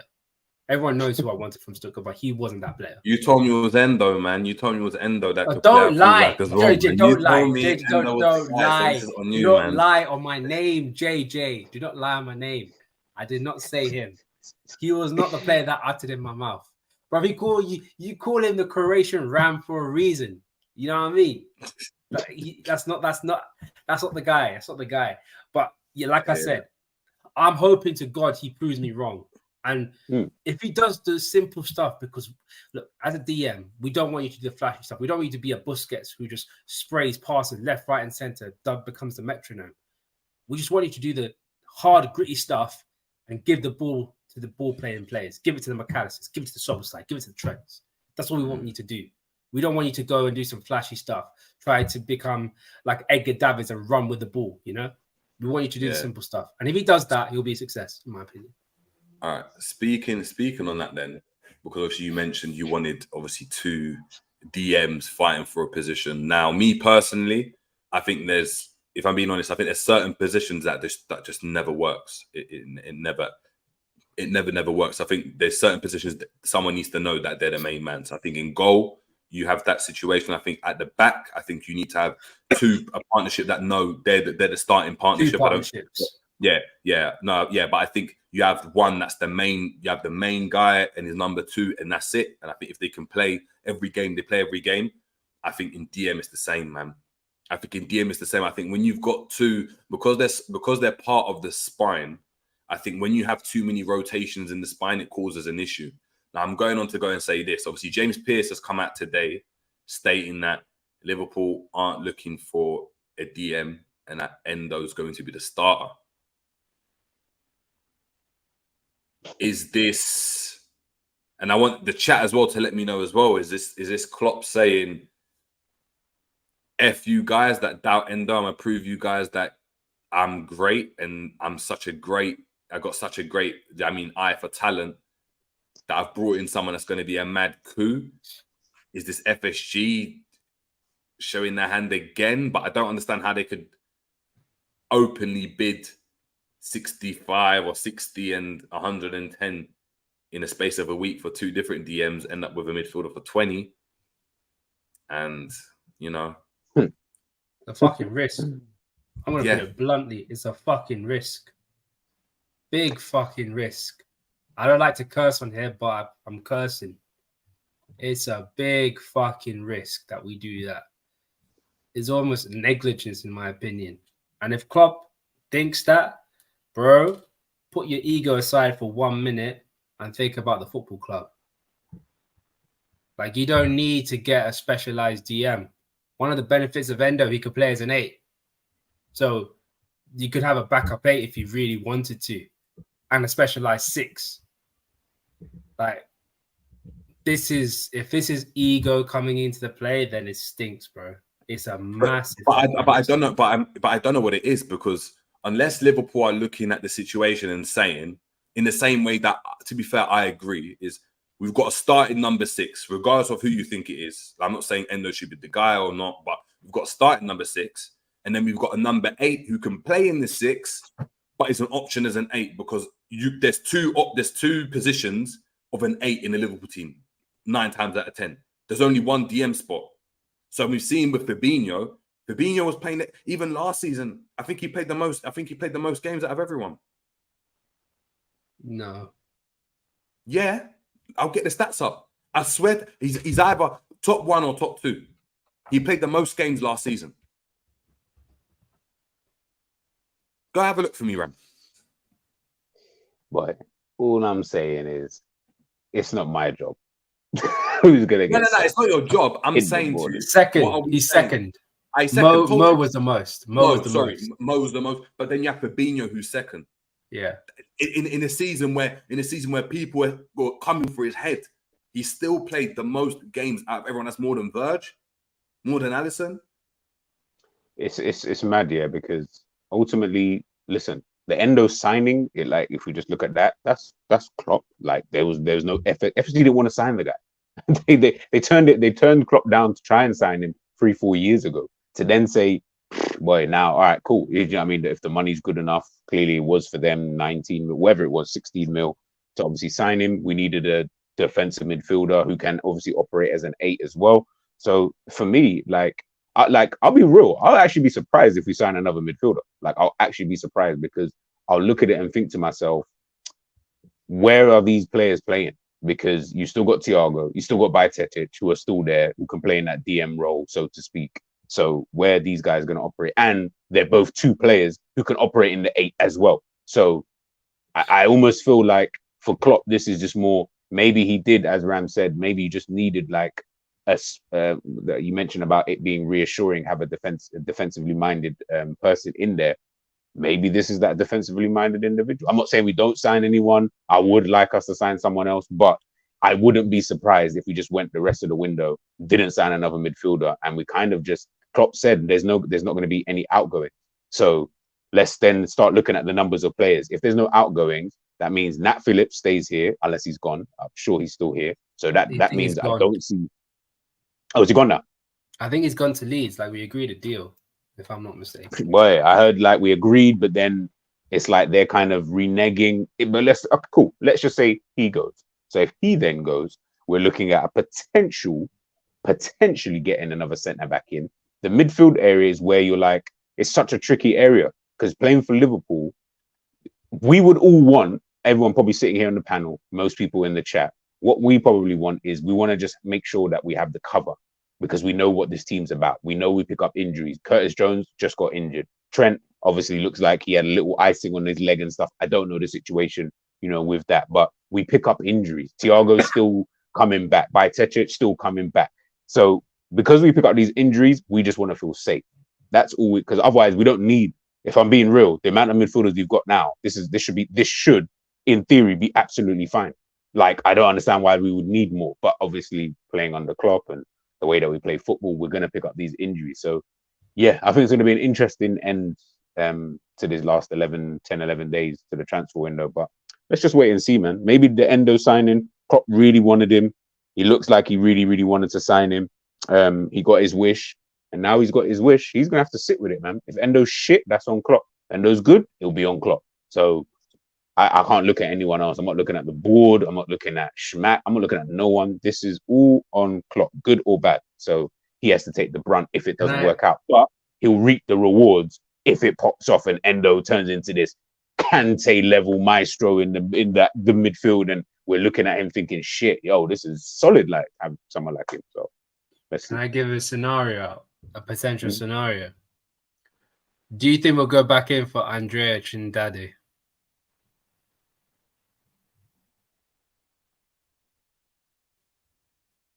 Maybe, depending on Thiago, because he can't play. Because of the Brazilian calendar, he can't play until January. So I think maybe if Thiago looks like, if we get to January, we find out Thiago's going to leave at the end of the season, then I think maybe we would look at, you'd have to. We need another midfielder if Thiago leaves next season, which he probably should. So maybe him. If you're looking at fact profiles, as in like profiles of each player, they're not too dissimilar from Endo and Trindade. They're not too dissimilar in the way I've seen of him. I don't even think we'll even sign him, Remember, Liverpool don't work like this, We don't work with, we know who they're signing. But nobody here said, oh yeah, you know what? Stuttgart's defensive midfielder, Endo. That's the one that no one sat here and we were all trying to figure out who the hell this guy was, let alone, do you know what I mean, who was trying to sign. We all looked at Gravenberch's, the Decore's, the Turams, the Kones. We all looked at these kind of players because that's what we want and that's what we think we need. Klopp turned around and said, "No, I'll get Endo. How about that? I'm going to get Endo." And this is what I'm saying is like, I know we all have our transfer targets. Our transfer targets clearly are not the same ones that Klopp's looking at. Even the Decore thing, I'm slowly starting to think, yeah, we're not signing him. If we do, great. We'll see how it moves. But because there's so much talk about Doucouré, it just makes me think that's not who he's actually looking at. He's looking at potentially someone else or nobody else. And if I know Klopp, which I'm hoping I am proved wrong, but if I know Klopp, he is super good with the team and how it is right now. I don't feel like he sees too much of an issue with the team. Left centre back, we all want a left centre back. Guess what? He's happy with Robbo being in that position. Super happy. Like, he just thinks he'll probably just get better with time. I think he's got a specific plan for the left back because he's not playing as a proper centre back. He's just playing as a but that's my point. defender. That Klopp doesn't want him. Klopp wants him to be the outlet. Klopp doesn't want because again, if you're playing a left-sided centre back and he's deep, it means that Luis Diaz needs to come deeper. It means the midfielder needs to come deeper. It means the team has to shift deeper if you want to progress through the lines and be this possession-based team. Otherwise, you're going to turn into like a Burnley where you sit back, Burnley on the Dutch, and you just go and hit diagonals and you hit long balls and you do overloads that way. That's the way you're going to have to go and play. Because unless you're going to go and get this unique left-sided centre-back that's so good on the ball, can advance and do all of that, you're not going to be able to go and get that. They want Robertson to be the outlet. They want Diaz to still have an overlapping run. There isn't even that many. Go on. No, I'm saying they don't want. Remember, they don't want Diaz. The only way that works, if you had a left-sided centre back, is you'd want Diaz to be more of a Grealish type of player, more of a Foden, more of a. Do you think he could get be the ball? They cut inside, but they're looking to go and find the front man, find a focal point. You can't do that if Diaz is the one that's coming. Look where Diaz scored the goal from. Inside the box. Inside the box, but on the right-hand side, that's Salah's position. And Salah was just behind him. So if he's scoring goals from there, you need an overlapping run there. So yes, you have the left-sided midfielder, but it's Gakpo who was that side. You need Robertson down that side as well. That's why Robertson, as long as we play like this, as long as we're trying to be this direct team with the direct players we've got, he can never just be a normal left-sided centre-back. Otherwise, we're going to be in the same situation that Spurs were in against was it Brentford first game of the season, where they couldn't play out. They just couldn't play out. Was it Sheffield? No, it wasn't Sheffield United. It was Brentford. Yeah, it was Brentford. But they couldn't play out. You know what it is, bro? I've just got to. Clearly, we all have a style of football that we like, and until man gets used to just gets over it. Obviously, we all got I've got my own agenda. Like, I want the team to play like this because I think we can play like this. But Klopp obviously doesn't see it like that, and fair enough to him as well. Do you get what I'm saying? That's one thing I would admire him for, is that he'll stick to his principles no matter what. And when it does work, it is quite effective anyway. Do you get what I'm trying to say? Like, we've seen it. No, I do. I generally do. Like, I do admire that in the fact that you will stick to your principles. If it works, then it's very, very effective. Obviously, whether I think it's effective or not long term and blah blah blah, that's all irrelevant, because if he does, then do you know what I mean? We just got to kind of roll with it. And I think that's the battle that I'm having, is that I look at Liverpool and I just think to myself, I just feel we're so B-Tech in everything that we do. But if being B-Tech is fine. Yeah, I mean, the B-Tech courses are absolutely, perfectly fine. You can still do those and still go on to have a more than happy career. I did B-Tech sport when I was in college. You know what I'm saying? So clearly you can go on to have, a career in whatever. But obviously I would just prefer to be a bit more, just more conducive, man, in terms of the way that we play. But listen, that's just more agenda driven, so to speak. Do you get what I'm trying to say? And I'll admit that, I just don't like the way that we play football. And I just think, when it goes to shit, it really does go to shit. But it is what it is, man. That's why when Jerry said about the left-sided centre-back, I was like, bro, name a left-sided centre-back that the description that you just named, Jerry, name that left-sided centre-back that's available right now to just go and pick up, because Vardy is gone. What's the description? When he was the unicorn type of good on the ball, can defensively astute kind of guy. Like, how many of those left-sided centre-backs who are available anyway can we realistically go out there and get? Like I said, Vardy would have been perfect in my opinion. Seeing how he's playing for Man City, I'm like, this brother seems to just slot into. But that's just more Pep's tactics. Now I'm trying to figure out, who else is there? Yeah, available. Oh, you know what? Fuck it. Don't even say available. Just name that person that you think could be that type of guy. You already know that guy. been saying his name for the last 3 months, but he's not available. Who? Schlotterbeck. Yeah, maybe. But because he excels on the ball, he's played as a DM before. He's also played left back. He's also decent defensively. It's just that he'll cost around about £80 million, and plus his Dortmund as well. They're going to ask stupid amount of money for him. So availability is definitely thrown out the window. It's a tricky position, man. That's why Jerry said it there, man. As long as we keep playing this way, Robbo, we all better just get this out of our head that Klopp's going to go out and sign this sick left-sided centre-back, and he's just going to come in, and all of a sudden Liverpool going to be doing up tiki-taka Barcelona 09 to 08. It ain't happening.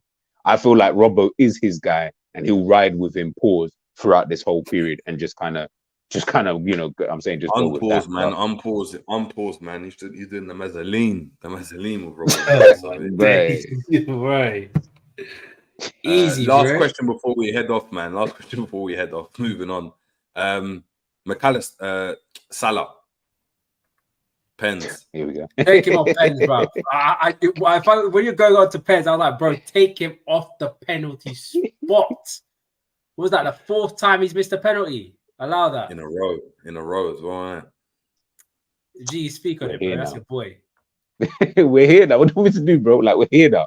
Like, I think, look, I 100% agree. If that was me, I'll be saying to the guys, because now we have Szoboslai and we have McAllister. It's not like we have. If it was we didn't have those two, and you were left with whoever's left in this team. No, we don't have Milner. I'm saying if you didn't have Szoboslai, didn't have McAllister, and we just had the players that we have right now, kind of thing. Of course, you're not gonna be like, yeah, well, you take a pen. I'm not trusting anyone else on that team. You don't trust Gakpo with a pen? Fuck no, I do not trust him to take a pen. I think he'll be a decent pen. I think he can strike a ball. But that's great for him. I still strike a ball. Trent. Yeah, and I don't look at him as a penalty taker. He might be. Listen, he may be good. I'm not saying he couldn't be, but that's not who I'm trusting to take penalties. Stevie won a penalty taker until we put him on penalties, and then he started scoring penalties. So this is what I'm saying. So I think with Salah, is you gotta understand. Yeah, it's like I mentioned to you guys in the group. Ronaldo's still taking free kicks today. Like Donny's not coming off free kicks. And you name me the last free kick that you saw Ronaldo score, probably in Real Madrid colors. Like them kind of things, like it's going to be so. I'm not saying, like that when he was wearing number 9, not even number 7, number 9 for Real Madrid. So that tells you that like, this guy don't bag.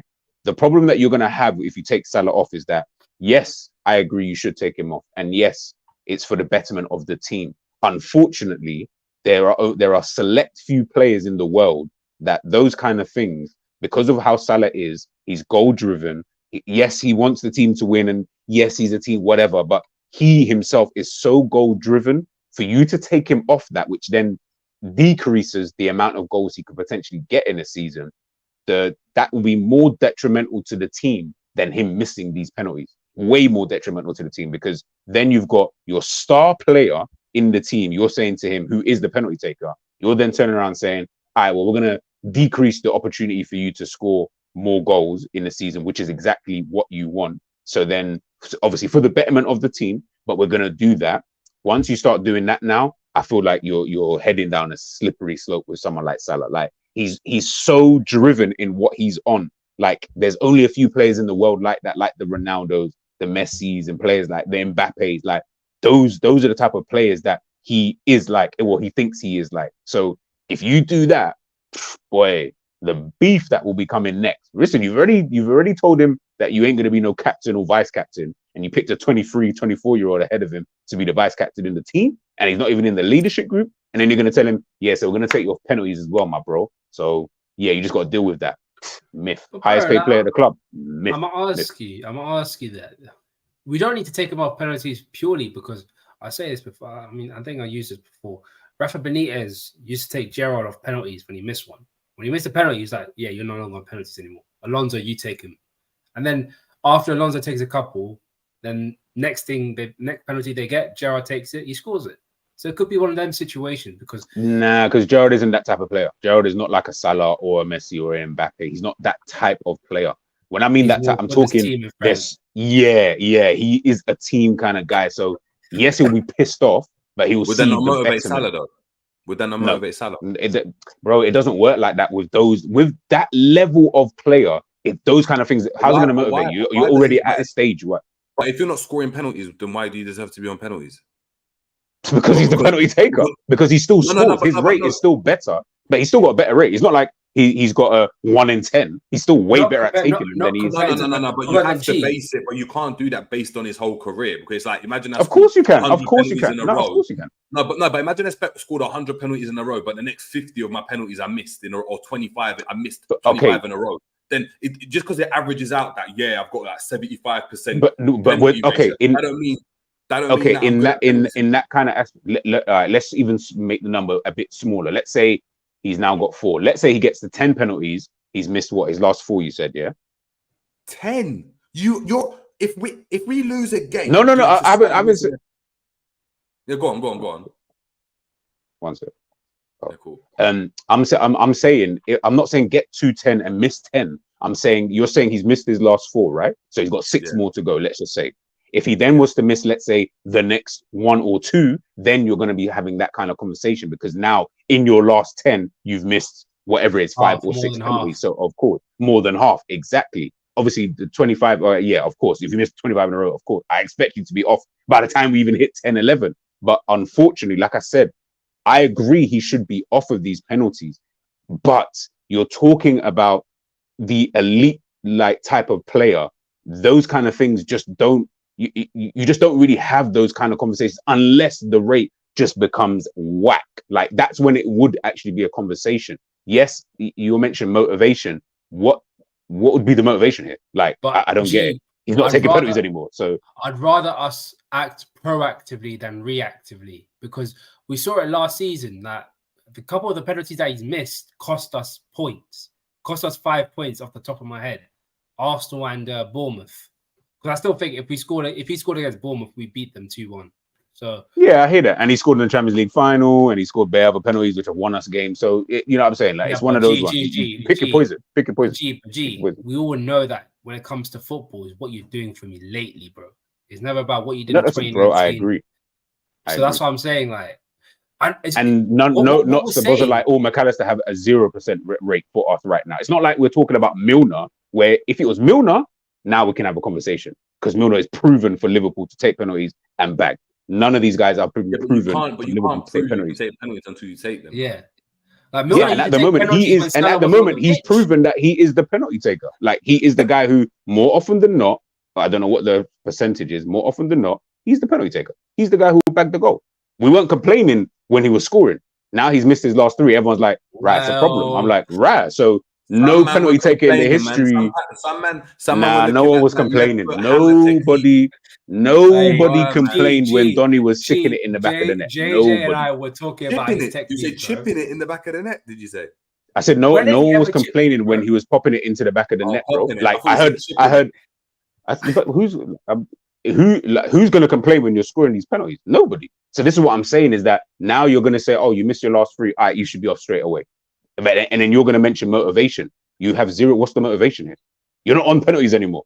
So where would the motivation even be? Scoring open play. Which he's doing. What, the 30 goals last season you didn't like? You don't like that. But this is what I'm saying is that I agree with you. I 100% agree. I do think he should maybe be. I do think you should just try someone else out. If they prove that they can score, then you run it, kind of thing. But ultimately, this kind of conversation, this isn't Milner. Milner was happy for Salah to take penalties because Milner is that type of guy. Understand the play that you're dealing with. If you take him off penalties, I promise you, the shitstorm that comes next, it's going to be peak. Even though I agree, he does need to come off. But ultimately, it's like trying to tell Ronaldo, bro, come off free kicks now. See that stupid stance that you're doing? Do I see Ronaldo coming off free kicks? But I'm in Saudi. I'm seeing Donny still taking free kicks. I'm like, bro, I haven't seen you score a free kick since number 9 kind of thing. What's damning about it is the fact that we've got players that are actually proven, that have done it in their careers. As in Szoboslai is a set piece taker, not only for corners and free kicks, also for penalties. Obviously, and what does that do for morale? That's what I'm saying. What does this do? Like everything you're saying, everything you're going to say, I agree. I think he should be taken off the penalty. I'm asking you, how does that morale then look to your star player? Like, how do you then look at the star player and have this conversation? Like, where does this conversation lead to? Hope it galvanizes into doing what? Into doing what? More on open play. The brother's already scoring 30 goals a season. There's not much more he could do. Forget the open plating. Forget the open plating. Forget the open plating. All right, cool. He's got 1 in 2, so he's got a very good record at this present moment in time. He's got 1 in 2, and he's got an assist. I hear it. I fully hear it. I fully hear it. I feel like what's happening is Mandem are nitpicking because now we actually have that position where we have a Szoboslai, we have a McAllister, so everyone automatically says, well, if McAllister, who's missed a penalty in his career, if Szoboslai, who's missed a penalty in his career, because they've missed a penalty, I don't hear anyone saying, well, they've missed one. I don't hear it. And if that rate then continues, then what? Are we then having conversations about... You could tell Salah to go do some training on the pitch, bro. When it's raining, after training, just go onto the pitch. That's a training. With that wet afro of his, isn't it? You know the FIFA challenges of the penalty ticks and you have the targets on the corners. Just send him to do that, bro. Listen, I just want everyone to know, at the end of the day, I do think he should come off pens. But yeah, you don't, at top clubs, it's very, unless you've got a Haaland, De Bruyne type of situation. And even then, I think like, no, but how if one of them isn't there, they wouldn't. De Bruyne was taking penalties, or was it Gundogan taking penalties? Haaland came in, just gave it to Haaland. And guess who the type of player that you're talking, like, you know what I'm talking about in terms of the mentality of we literally know it, the type of player that Salah is. He's not those type of players, i.e. what you mentioned about Gerrard and Alonso. He's not that type of guy. That's just not him. It's just not in his nature. You're dealing with the type of player of that kind of Ronaldo, the Mbappes and stuff. Mbappe is fighting with Messi. Hear what I just said to you. Mbappe is fighting with Messi to get penalties. And I think it was only just down to seniority in terms of Messi being Messi, where man's like, in the end, all right, cool. Otherwise, Mbappe is going to take that penalty. But then that causes a problem within, and we're talking about the highest of level of players, the most elite players in the game today. Now, we're then trying to deal with another elite player, and we don't have any of those in terms of attack-wise. We don't have any of those type of guys around. So you're then going to tell this elite guy, by the way, my bro, we're going to take you off these penalties. Because obviously, as we know, McAllister and Szoboslai, they're pretty decent. Let them have a go and go from there. We're going to decrease what then you're here for, which is to put the ball in the back of the net. So that decreases your chances within games. Bro, I just feel like that conversation is just not going to go well, bro. That's all I'm thinking. What does that say? I don't know if you can read it. You're on mute, agreement. JJ. You're on mute, JD. You're on mute, JD. Pavard to Inter, 32 M's. Oh, that clears the whole. Well, Pavard is no longer an option now. That's nice. There we go. Another one bites the dust. But yeah, people.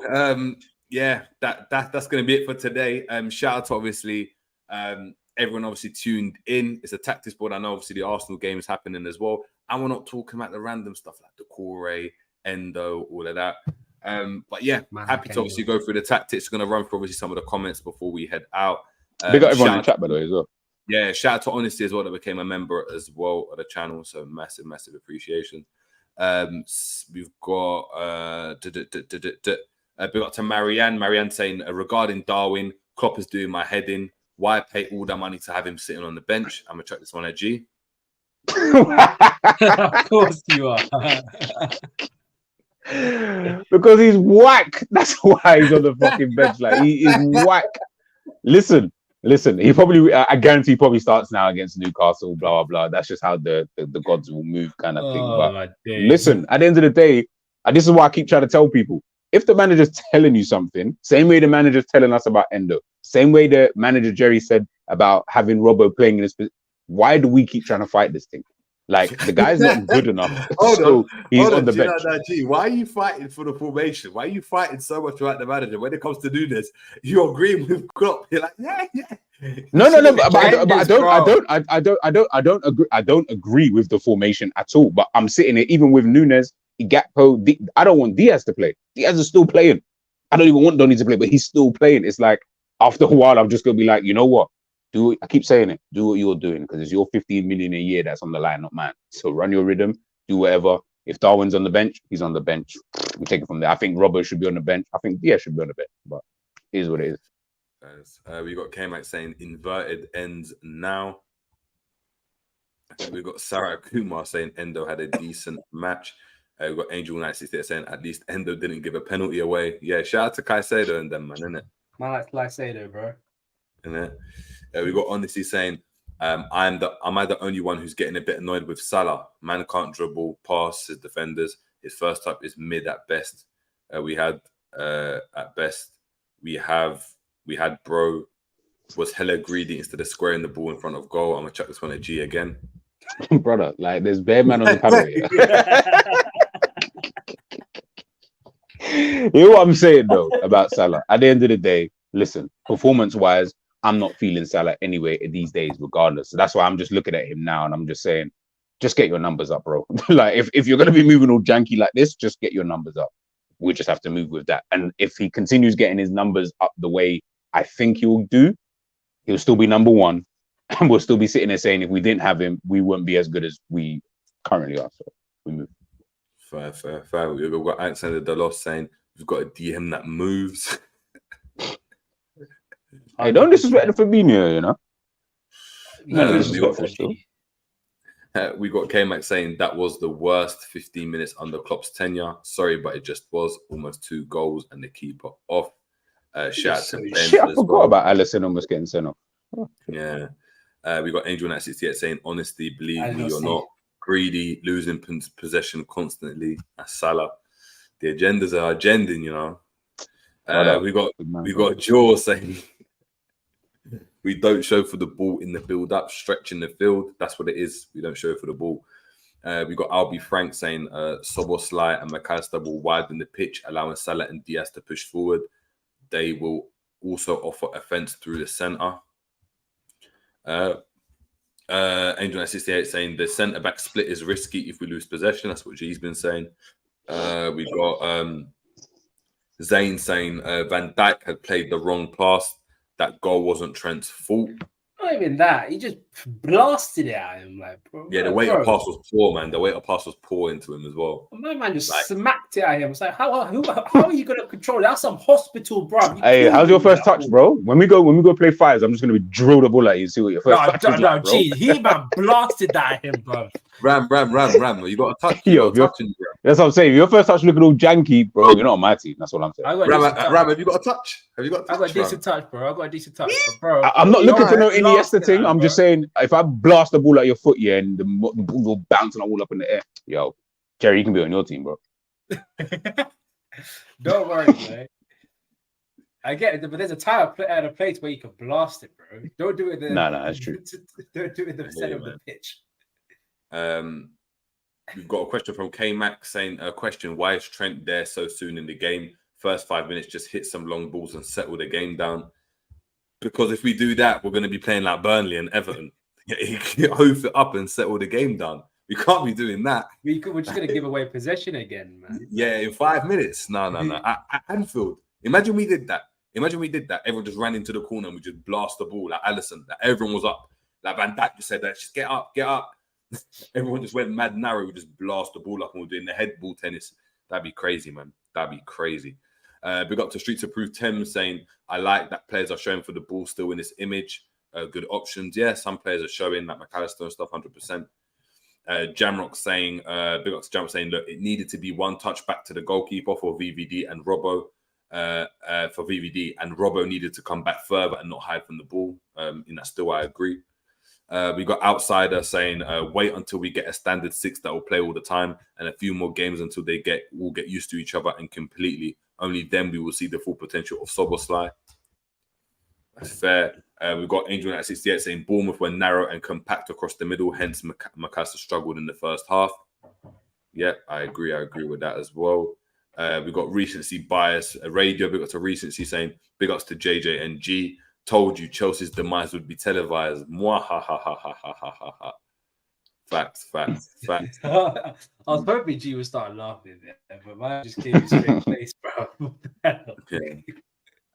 We've got VL Valuable Lessons saying G, would Klopp have benched Tierney for Timber/Zinchenko if he was Arsenal's manager? I don't think so because he still believes Robert can play left centre back. You've already answered the question, my friend. No, I think he would. He would. I don't think he would. Why would he bench him? Why would he bench him? Paul Smith saying Fofana. Paul Smith saying in regards to Endo saying Fofana can do that and more. Let them know, Paul, man. Let them know, bro. I prefer not to speak. If I speak, I'm in big trouble. We got Will Dead Wolf saying Doucouré for me and Pavard. Another one bites the dust with that one. So that's Doucouré only for you, mate. I'll bust up if Doucouré goes to Manchester United or something. I'll actually laugh. Yeah. We got Sean Dundee saying Andre is the guy. Trust me. I'm gonna trust you. It's on your head, bro. If he comes and he's dead, it's all on you, bro. I have to ask you though, man. I need you to name a time where a Brazilian player came straight from Brazil to the Premier League. I'm sorry, a Brazilian midfielder came straight from Brazil to the Premier League. No, see, you're moving mad now by saying midfielder. By saying midfielder, and that you're limiting a lot. You're limiting. If you said and I'm happily limiting it, bro. Well, yeah, but then how many midfielders have come straight to the Premier League? There's only one. Gilberto Silva. Gilberto Silva. What round? Brother, what do you mean? What do you want? What do you want? I don't even understand. Man, an R in like Gilberto Silva. Oh, bro. Had a lot of help, bro.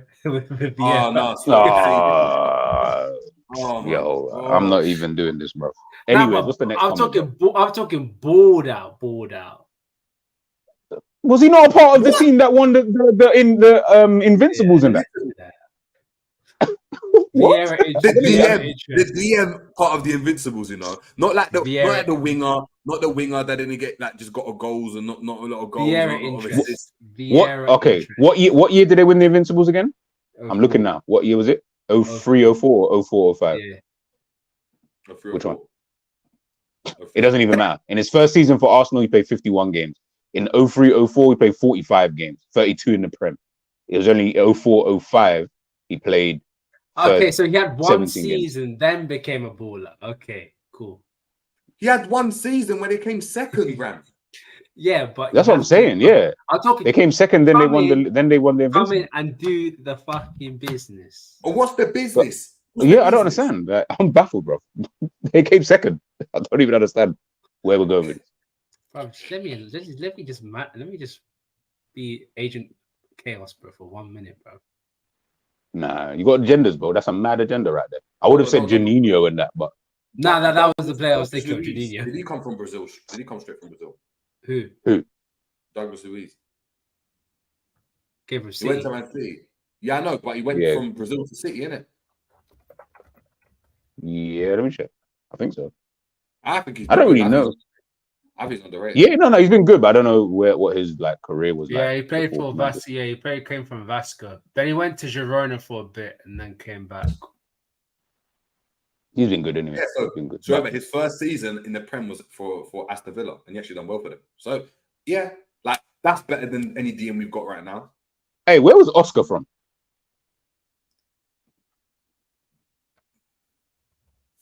Because there's no way you're telling me that brother did not ball out when he came to the Premier League. Hold on, Oscar couldn't have been straight from Brazil, was it? Yeah, he was. That's what I'm asking. That's what I'm asking. As in, I fully don't know. Let me check. You Oscar. People, bro. Why? Let me flip it again, bro. But man came for more international now and that. Nah. After 79 appearances. After 79 appearances. Come on, bro. Oscar balled out. Let me even check Ramirez, because now you're just chatting shit. Let me even check Ramirez. Let me even check Ramirez. Yeah, bro. Like Rams tried to. I like Ramirez as well, bro. You know what? I'll give you a blight, because he was at Benfica before he came to Chelsea for one season, but he was at Cruzeiro before that. So I like all comps, man. Yeah, I know, but if we're gonna play it fairly, fine. I get it. Brazil. Yeah, Rams just trying shit, man. Man, there's bare Brazilians out here. You're just trying to rubbish their name. Hey, sorry for all the Brazilian fans out there. You know what I'm trying to say, because yeah, Rams are just moving a bit crazy. It's like, bro, all I could think of was Juninho, bro. Yeah, because you're not trying to do the research, bro. Come on, what do you mean? I do what's mad. We're getting bare, like comments here, but they're not coming through on StreamYard. Yeah. I was actually gonna just say clocked. I'm here. I can't see them. I'm on I've got the YouTube thing up, but some of them. Yeah. I can't remember who it was who said it in the chat. Yeah, their thing got removed. I don't know why. We're not removing any chats, by the way, people. I'm not touching just can't anything. see I Yeah. can't see any comments. Like, I Like, thought it you guys stopped. stopped. It's like Yeah, wow, the last comment I can see on here, because I'm signed into the thing, is you saying hit the likes, people. Yeah, that's all I can see Yeah. as well. That's But mad. but if you go on the YouTube thing itself, I can see the comments. So someone did send in a super chat just now. Big up Iron. Yeah, I've just seen. I'm going to read that out. I just clicked into it. I was like, something's not going. What's going wrong? Big up to Iron Swan as well. Thank you so much for the super chat. Obviously saying Juninho. Baller. Ram, you're in the mud. You know, you've actually mud. Yeah, you're in the mud, bro. Bro, Yeah. the premise of it was the only player that I could think of was Juninho Let me even see. for Borough.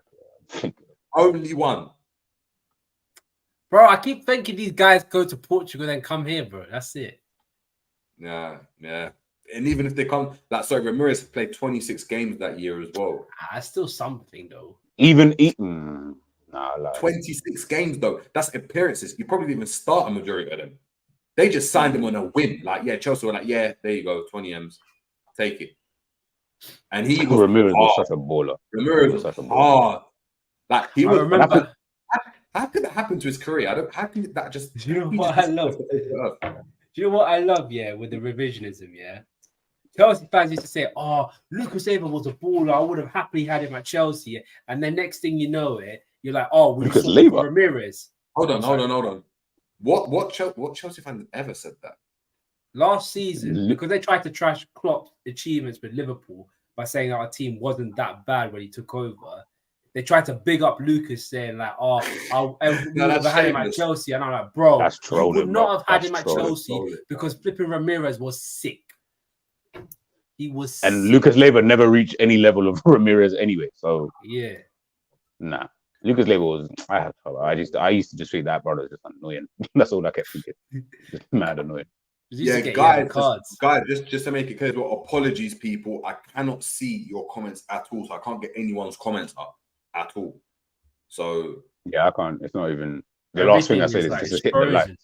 Let me see if I can. Like that was let me see an hour ago, so I don't know what's going on, but let me see if this will come up.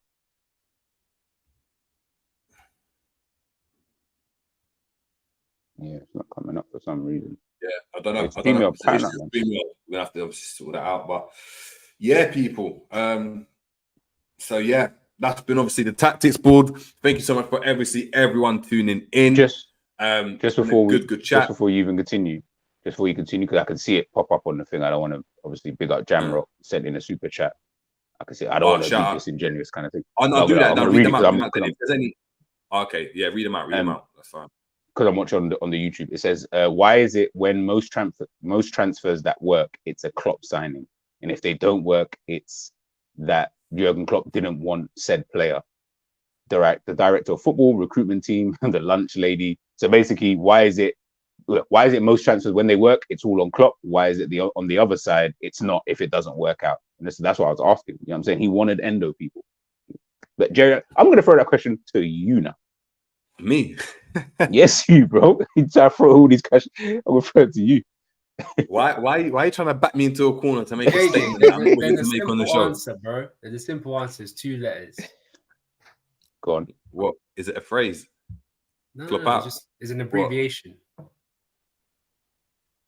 2 letters. What? Go on. Klopp agenda. What? PR. Oh yeah. Yeah, it's PR, it's personal relations, but it's not even that. I just think. No, think for yourself, bro. Klopp could go and honestly just go and sleep with someone's daughter, sleep with someone's flipping mum, sleep with someone's auntie, and people still firm it because it's Klopp. People still firm it like it's calm.